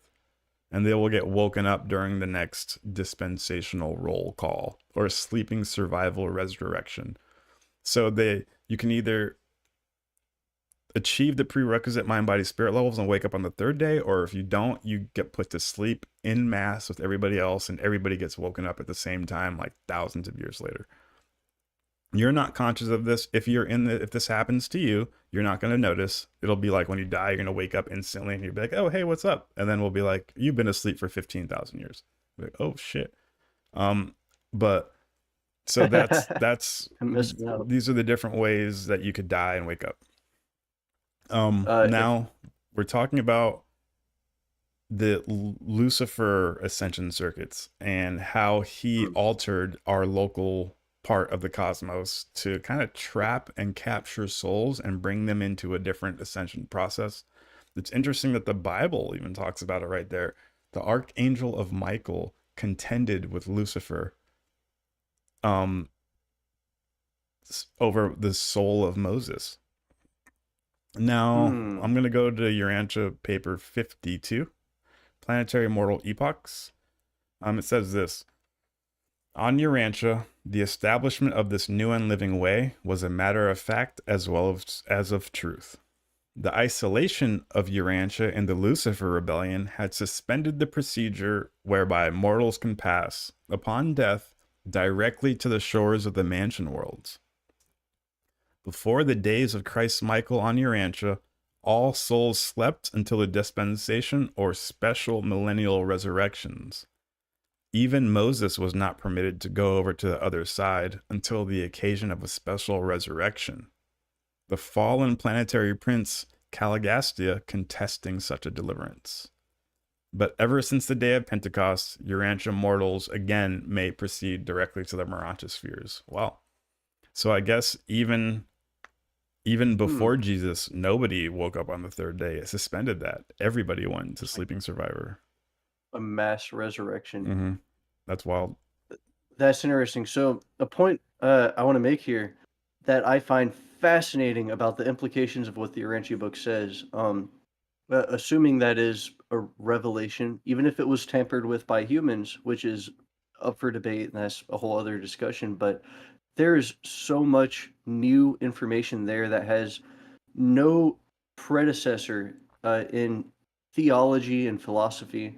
That's in the Urantia book, just new concepts that it is absolutely thought provoking. But the one thing that just gets me on fire about this is that there is an infrastructure to the cosmos, intelligent design on the grandest level. And it makes sense. You don't just magically wake up in the afterlife. Like your soul isn't just magically preserved. Your consciousness has to be cultivated, and there's actually a very carefully crafted and deliberately engineered process for your soul to wake up. If I could screen share for a minute here, I got something pretty cool to show. Yeah, yeah.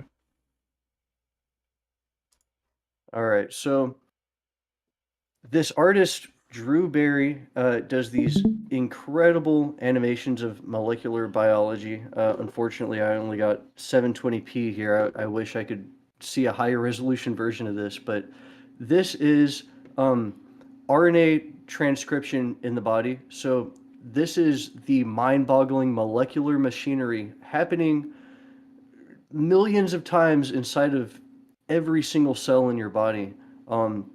With perfect execution, and that is the genetic code that transcribes all the instructions of how your proteins are folded, and all that. So this one little molecular machine runs through your DNA, and I'll skip ahead here. Uh, in gene transcription, this one molecular machine actually passes over your DNA. It's pulling in molecules from the soup of your cytoplasm and pooping out a copy. This little golden strand here, that's a copy being printed of your genetic code. And what that That's copy so ends up wild. doing, it is absolutely mind-boggling. Um, yeah, reading letter by letter the programming language carefully engineered by the life carriers, which you can also imagine. The life carriers have schools and laboratories they learn at in the Morontia realm. And with each iteration of life they plant on a world in a system, they probably improve on that. That's why we bear a resemblance to maybe some of these uh, NHI out there, is because they're following a lot of the same design patterns they've learned, and they're improving each time. The Urantia book also makes a loose reference to, we will, like, in the Morontia realm, you'll be able to recognize other intelligent beings that came from your local sector. Like they might somewhat resemble us, but if you saw aliens from like another galaxy or even another corner of the galaxy, they might look completely different. And I think it's because teams of life carriers are probably starting from somewhat scratch. They probably have a lot of the same design patterns and standards they follow on within different sectors and across all super universes, but there is some local variation where uh, they go off of that. But the reason I pulled up this footage here is basically to show this example of how a protein is folded based on RNA transcription. And the analogy I want to pull here is your indwelling father fragment, your thought adjuster. It is essentially, you could almost compare it to this. It is transcribing your soul during the life, well, transcribing your personality into your soul. So imagine this little protein this little strand which goes up, gets folded into a protein to serve a higher function, floats out of the nucleus, goes out into the wider cell to serve some very important function. You could almost imagine your thought adjusters doing the same thing. It's transcribing your personality into your soul, which is then reconstructed in the resurrection halls of the mansion worlds. And you are kind of like a protein. You are a transcription, a perfect duplicate of your kind of base starter personality here on this world. And just like a protein, you go on to serve a higher function. That's really all I wanted to show there. But that was a cool analogy I found, because it's, as above, so below. You see a direct parallel in nature, kind of hinting at what happens if you imagine this world is like our nucleus of the cell, and the Merantia world is like the cytoplasm. We go off, serve a higher function, but it's amazing to think there could be a carefully crafted infrastructure in place that allows us to survive death. And it makes sense.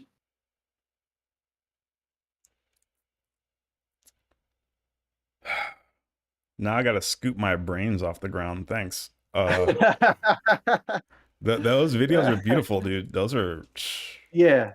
I Yeah, love just the way wild. they were squirming. I kind of wanted to do it with them.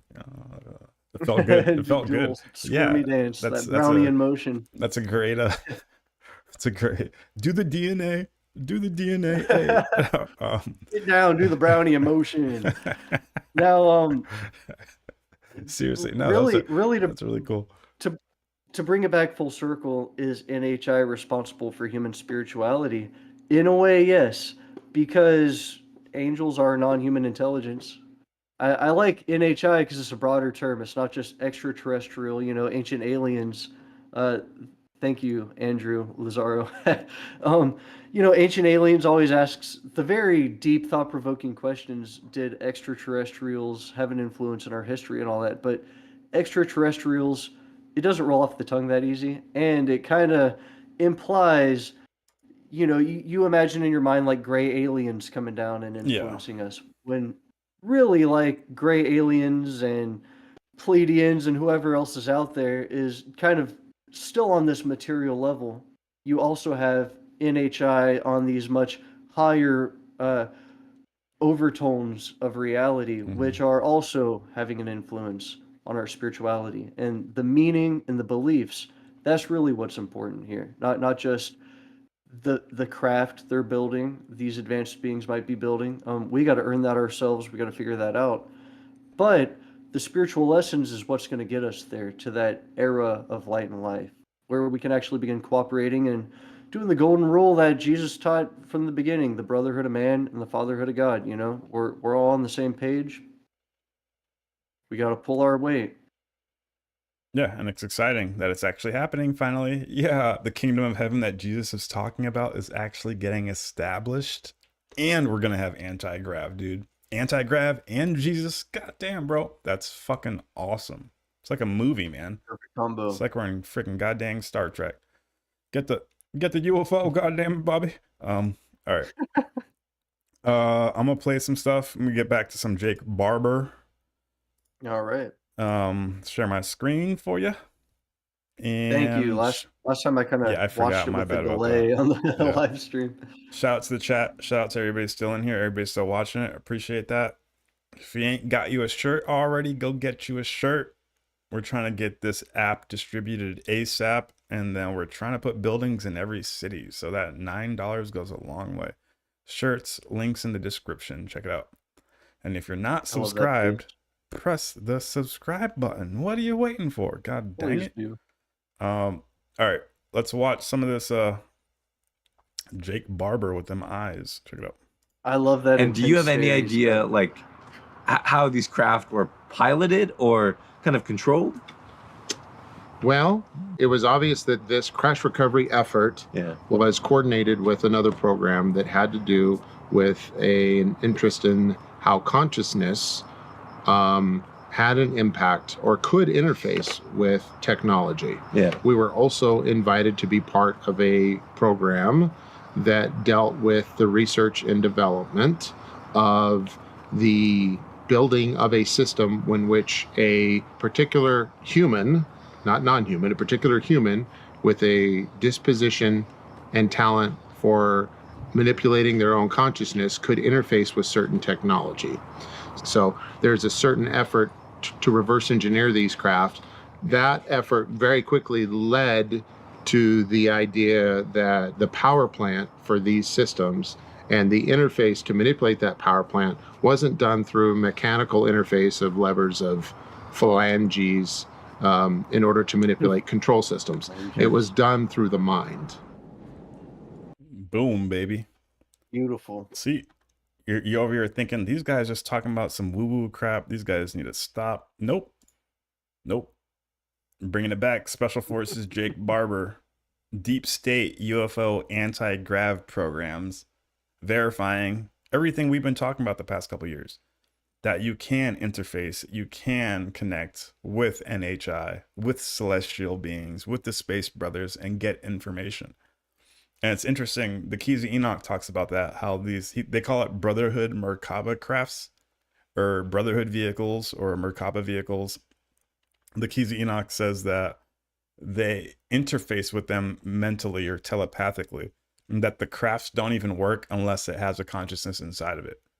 And that, to put it in layman's terms, they pretty much put, let's say, 6 or 7 electromagnetic spheres, and they place them all around you in a geometric pattern. When you stand in between all these spheres, they have the ability to modulate the electromagnetic frequency and strength independently. So you can create different standing electromagnetic waves of a geometric form. You can create different magnetic fields that are in different shapes by modulating each sphere independently. And Hertak, the Keys of Enoch, says that has the ability to interface with your biofield. So every time you think a thought, it's an electromagnetic pulse. Every time you have an electric current, it's a magnetic field gets generated. So when you think a thought, you're generating magnetic fields that can interface with this 7-sphere geometrical setup I was just talking about. So you stand in the middle of the spheres, and then boom, it can kind of search what frequency you're giving off at, find the perfect geometric correlation, then boom, you're integrated. Now your thoughts can directly stream into the vehicle. And that's how this technology supposedly works. And I've been reading this since I was young. So I've been knowing about this since I was in high school. And like, now that they're talking about psionics teams able to interface and even control the craft, isn't that interesting? They talk about that they're able to drive the vehicles, and I immediately thought of the Keys of Enoch. I'm like, that makes sense. So they're interfacing with that mechanism I was just talking about and controlling the vehicles. So just further lends credence. What do we got here? What's this? Can you send me this link? What is this? Yeah, I'll send you the link. Here, I'll share it. Oh, here we go. Are you on Bibliotheca Pleiades or Crystal Links? I am. Oh, this is my favorite website. This is one of those obscure websites I couldn't find on Google. I had to search back through the chat to figure out where I found it. I don't even remember how I found it, because now you can't find half the stuff you're looking for on Google anymore. It's just like the main websites, But so a little disclaimer: take this with a grain of salt. But throughout the 70s and 80s, there were a ton of books written by different people following the same format. UFO contact from, and it would be a different planet. And it was just basically people's alien encounters. One in particular, there were like probably hundreds of these books. One in particular really stood out. It was written by, I'm probably going to butcher this, it was like a Norwegian dude named Stephen Denard. Are you on introduction? Norwegian. Where are you? Yeah, I'm going to jump right into chapter 2, though, and just kind of skim through. I'm not actually going to read something from it. I just want to mention this kind of in passing. We could actually probably do a whole episode on this someday. But this guy, he was a highway infrastructure engineer, a very well-educated man. He apparently was out on his little personal yacht on a lake and one day, and he actually saw a being like in a spacesuit floating in the water. And because there was an Air Force base, not a U.S. Air Force, but whatever Air Force they have over there, he figured it could have been a pilot that was landed in the water or something. So he goes and scoops him up. To his surprise, he sees this otter-looking creature inside of the suit.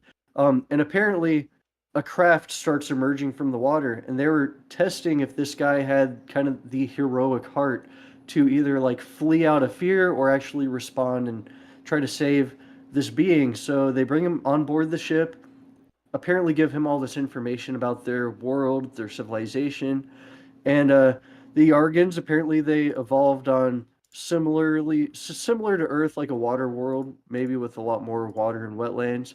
And the animal of choice that evolved into humans was some kind of otter creature.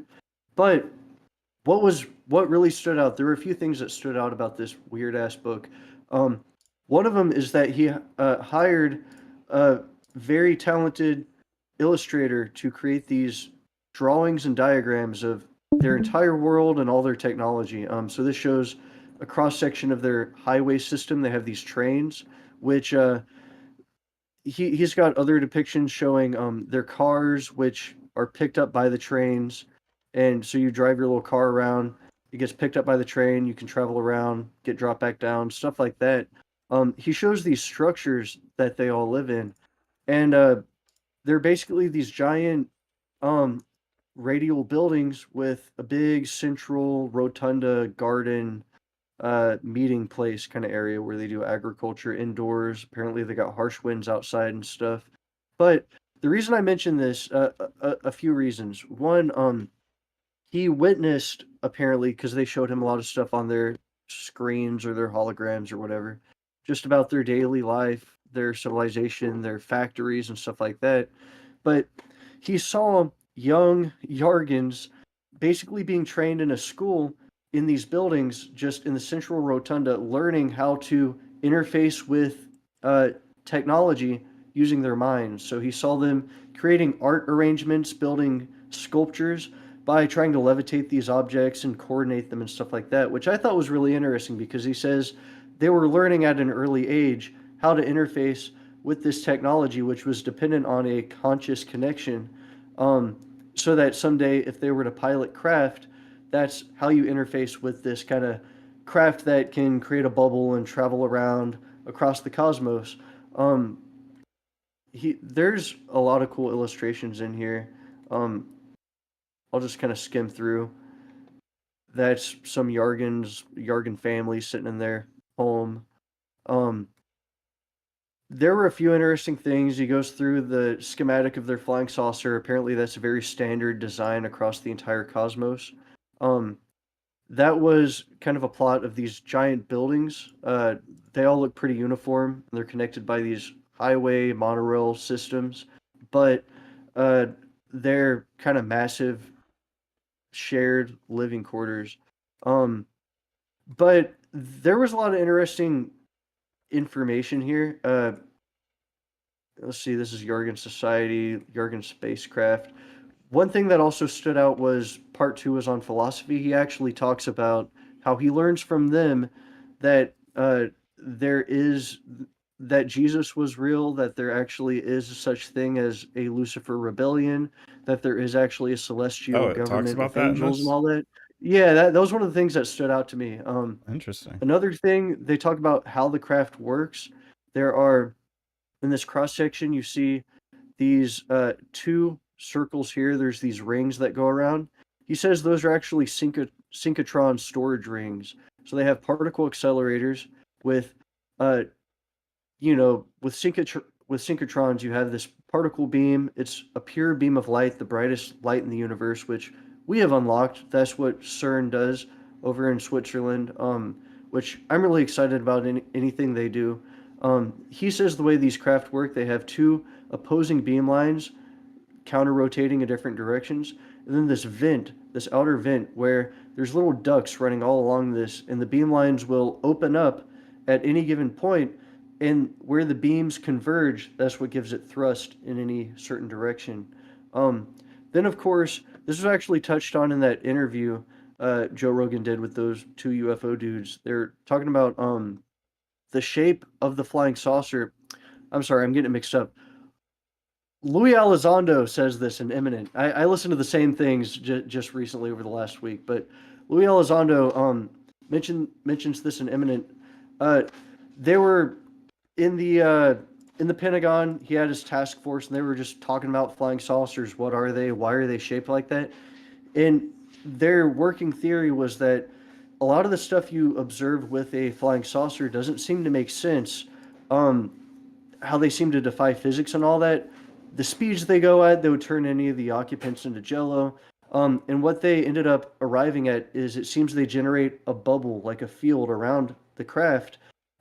Within that bubble, you're basically traveling at a different kind of time space. So you're kind of able to warp around. So the occupants within that bubble are pretty much still. It's the bubble itself that's traveling around.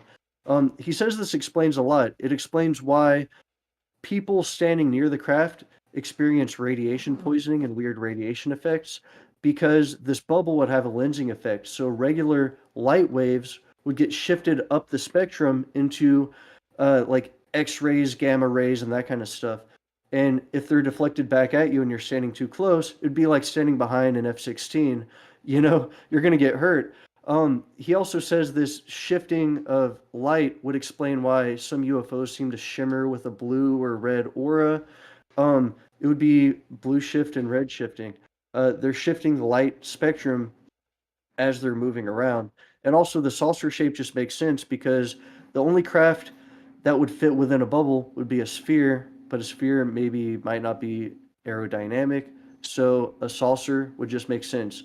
But it also explains the other shapes, like pill-shaped craft. You would have two generators, so two bubbles encapsulating on either end of the pill, or the cigar shapes, and really any of the other shapes, like a triangle shape, the boomerang shape. They would all kind of fit within that bubble. So I mean, it makes sense. Um, but yeah, I just had to go down that little tangent and bring that up. I thought it was cool, and it kind of reinforces this idea that consciousness is directly linked. If this isn't some elaborate hoax, I know there are some of those, like the uh, carrot document. We could get back into that if you want to. I saw you share the link to that. Looks like it may or may not be a hoax. There's some Yeah, sketchy stuff about that. yeah. Um, this also I thought was cool. They talk about how they call them sun wheels travel in straight lines, and they have like a dummy vessel in the front that kind of gets eroded by debris in space, like particles, stuff like that. And they carefully navigate their trajectory around stars. They don't go through stars. They try to avoid asteroid belts and all that kind of stuff. But they'll have like an older ship or something in the front to kind of take a beating, and all the ships directly in line behind it will kind of be preserved. Pretty interesting. Yeah, that's something we might have to cover on one of the Forbidden Scrolls. You had to bring up the Yeah. Yarga. How to do the Yarga. I had dive. to. That one just captivated me. I thought it was fascinating. Yeah. So let's see here. We've been going for 2 hours now. Wow, that went by quick. Damn. Yeah, it actually did. I guess let's watch one more clip, then wrap it up. All right. Check this out. I'll share my screen with you. You got a couple episodes coming out soon, guys. We're going to go over analysis and assessment of the gateway process. The CIA document that teaches us about communicating with ETs and going into the astral realm. So I've been itching to get into that one for a while now. yep, it's been out for a while, but ever since this whole Jake Barber NHI contact has come out, it makes it a lot more relevant. Yeah, a lot more relevant. So let's check this out. I mean, Jordan, that is an incredible claim. For the viewer at home, what were you doing in this program on a daily basis? Yeah, so this would look at like things that many people would consider woo-woo-y, right? Like astral projection or meditation. But ultimately, what we were really investigating was how far could we stretch the bounds of human consciousness. Beyond that, how could we get human consciousness to interface directly with things like recovered materials and recovered crafts? What I can tell you from the craft and some of the different projects that we worked on directly is ultimately that they interfaced with us. What I mean by that is my consciousness could project into these craft and recovered materials and then access a suite of commands, essentially capabilities to do various things, including piloting. But ultimately, the story is not about piloting some UAP with your mind. This story is much more about what is consciousness? Yeah. Why can we interface with these things? Do you have material that's See, that's wild. That's one of the psionics right there, talking about his experience. Nice. Was he one of the psionics? Was he one of the guys that would actually telepathically try to commune like part of the Stargate program or something?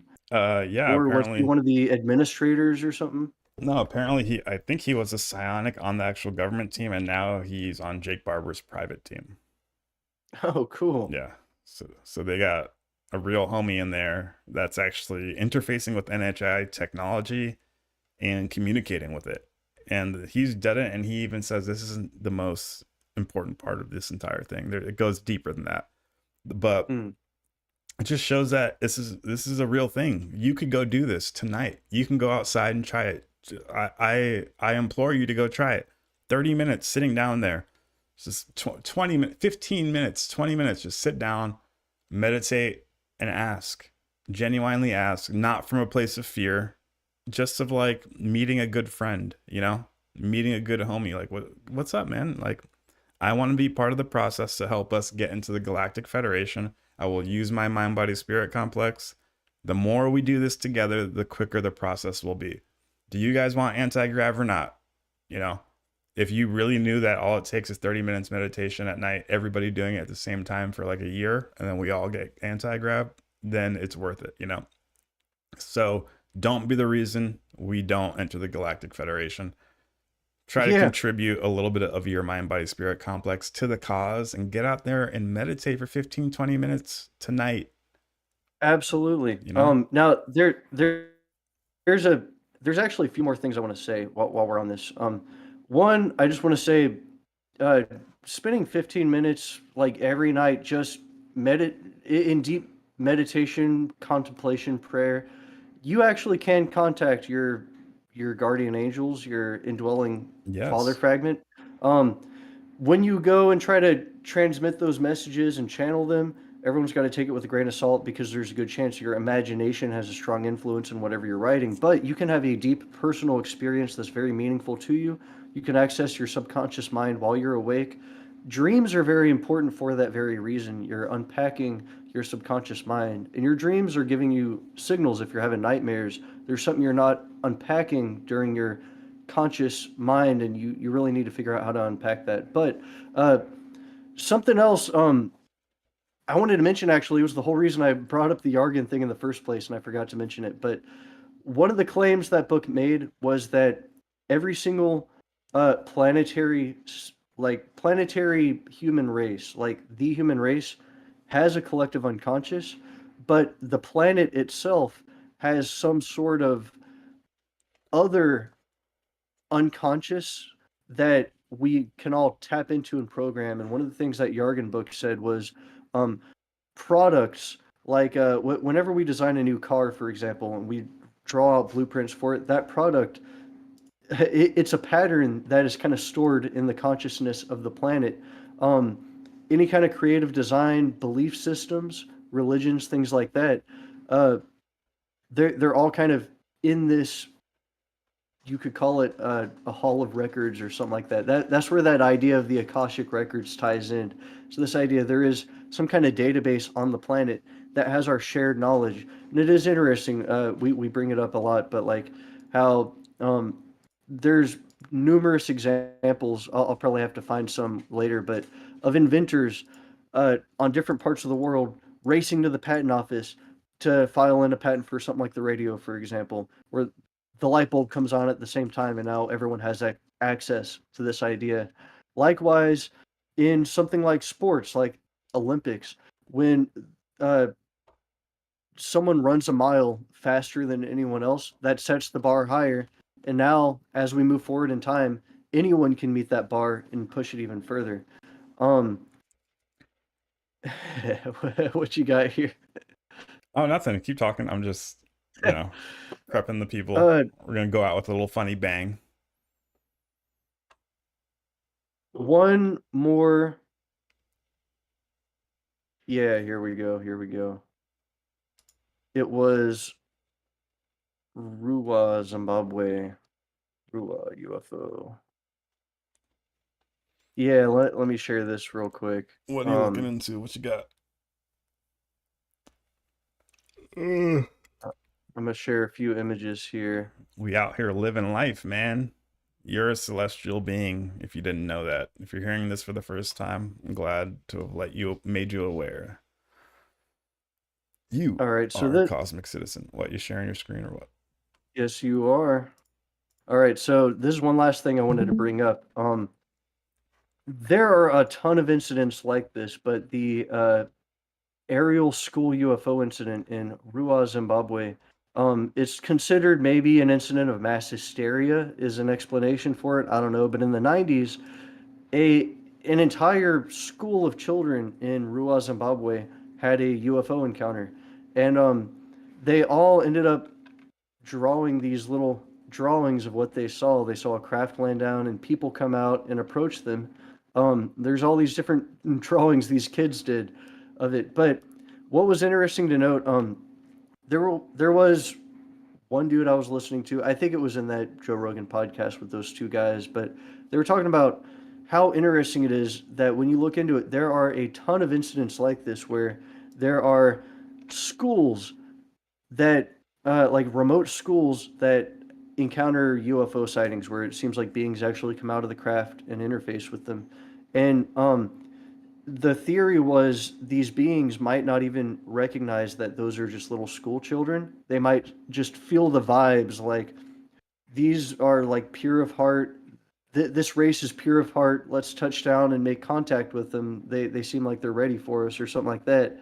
And then they probably get out and they see like the adults standing there and the little kids and they're like, "Oh, I probably shouldn't be here."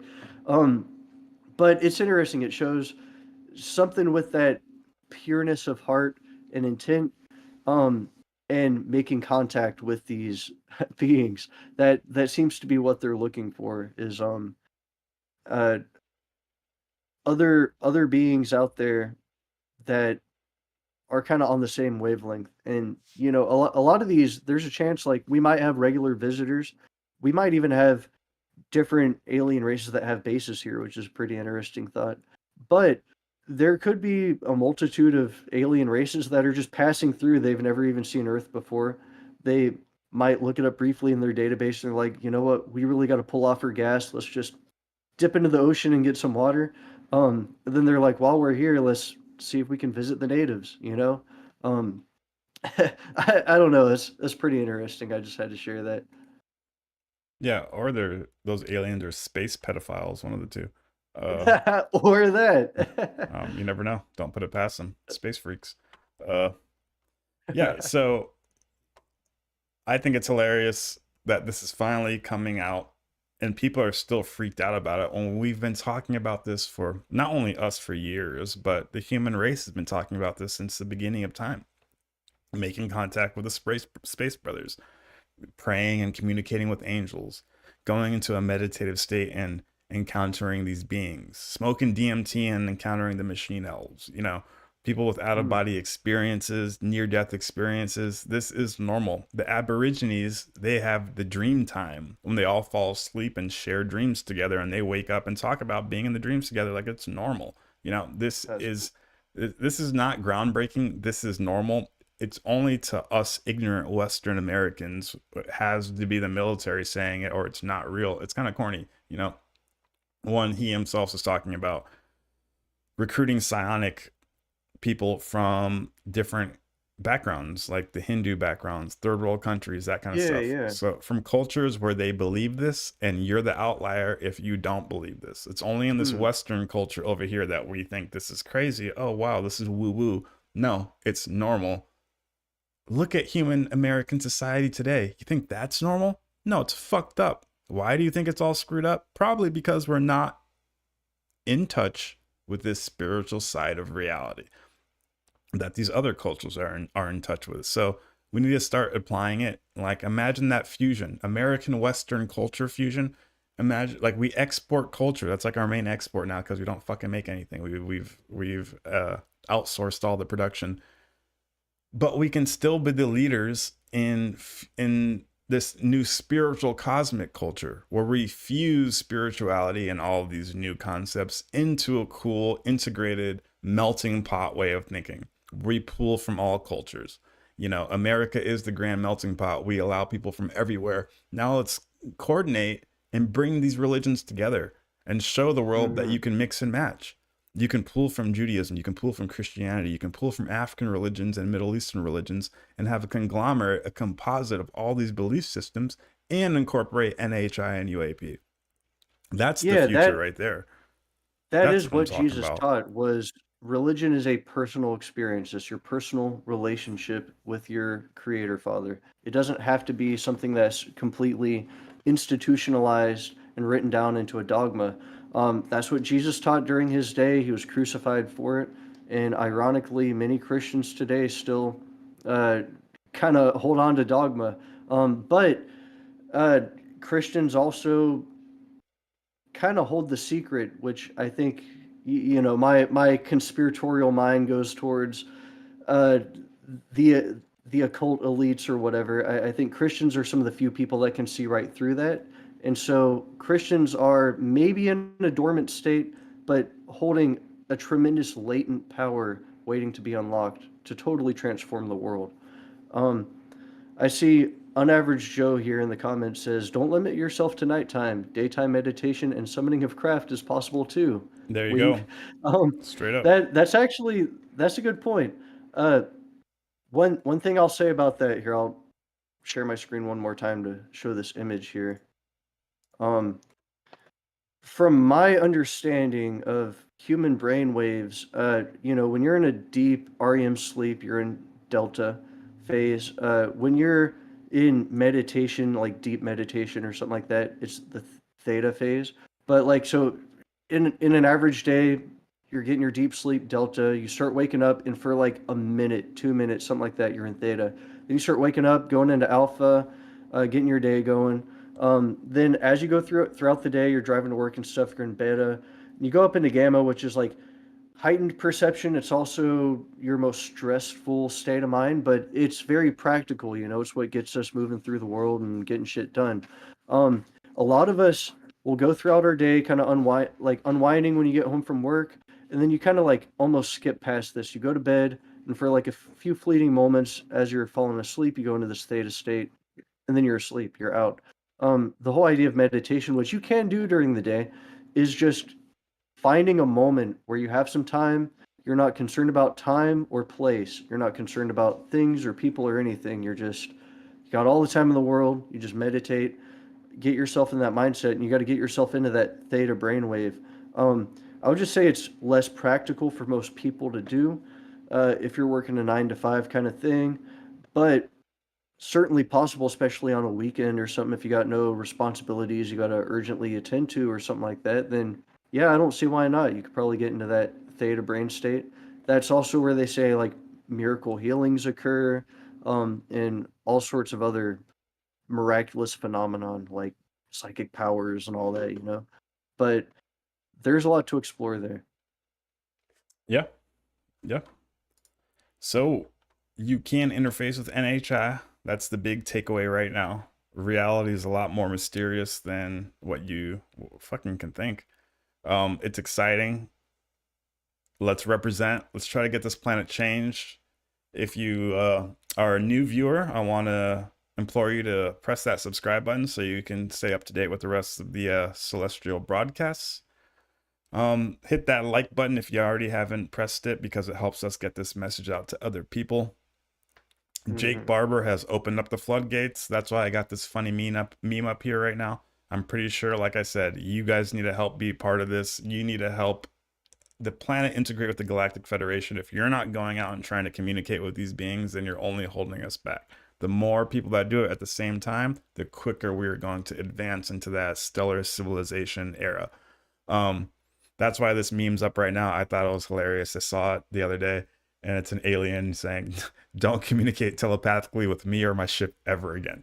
You know, it just, let's get it to that point where we're doing it so much. And Jake Barber made this hot, so I'm sure a lot more people are trying to do this. With that being said, let's try to communicate with them with positive vibes, positive intentions. Don't try to go into it militaristically or with these weird fetish thoughts in your mind. Just Just don't fuck it up for the human race. Represent for the human race, and don't get them annoyed with us. Just be cool. They're the Space Brothers, and before you know it, hopefully we can go to the mall with our fucking alien brethren. So, I hope so. That'd be great. with that being said, I guess let's wrap it up. It's 111, Yeah. angel number. Let's call it on that. Shout out to the Nice. seraphim. Remember that you have angelic beings around you at all times. So remember to show some gratitude towards them. Remember, it's all about your mind, body, spirit. It's fun that we're talking about this, but we're talking about this because we want to get your mind, body, spirit mechanism performing at tip-top shape. So represent for the cause, represent for the kingdom, walk up a little bit more upright, and try to inspire others and let other people know with your actions. So if you want us to talk about any subjects, if you want us to read any cool text, join the Discord. The link is in the YouTube About section, not in this description of the video. If you want to contribute to the cause, we got some cool shirts. It says Legacy FHP across the chest. They're only $30. It costs $21 to manufacture, so we're only making $9 profit. It really helps spread the message. We're trying to get this app popping so that everybody can have access to this information at will, and they can also help themselves reach their best mind, body, spirit potential as possible. This is the official end of the planetary broadcast. I'm sorry. Aw, so sad. But Until I'm next out. time. You know me, Dedrick Baker, XDBakeTheWise on Instagram. Link is in the description. My brother Magma Sloth. Got any last I'll be words here. for the people? All I gotta say is, let's release the taboo of this kind of stuff. I mean, Yeah. like, none of us got the answers. We don't have the answers. We're just very passionate individual researchers delving into the truth. Oh, we got the answers. The only way we're gonna get to the truth is by absorbing all the information we can, every single belief system, every single attitude someone has, holding it all up to the light, seeing what's coherent, and we can extrapolate the truth that way. It's when you're shutting out new information, you're just holding yourself back. But we can actually make some progress here just by having fun with it. Have a good time. Check someone if they're uh, in a bad headspace. But I mean, as long as someone's curious and exploring truth and they're open-minded, not falling into even some open-minded idea like aliens and cosmic intelligence and stuff can still be harnessed into a little cult and become an echo chamber and stuff. So it's much healthier for us to keep an open discourse about all this stuff. Keep the conversation going. Just it's great to be able to think about evolution and biology and physics and our place in the cosmos. It's something I think most people don't think about enough. They're afraid to. There's a stigma around it, and just lift that stigma. Hell yeah. Lift that stigma like it's a Magma shirt Sloth, on Mardi signing Gras. out. Lift that shit up. All right, my brothers. Love you. Talk to you soon. Peace out.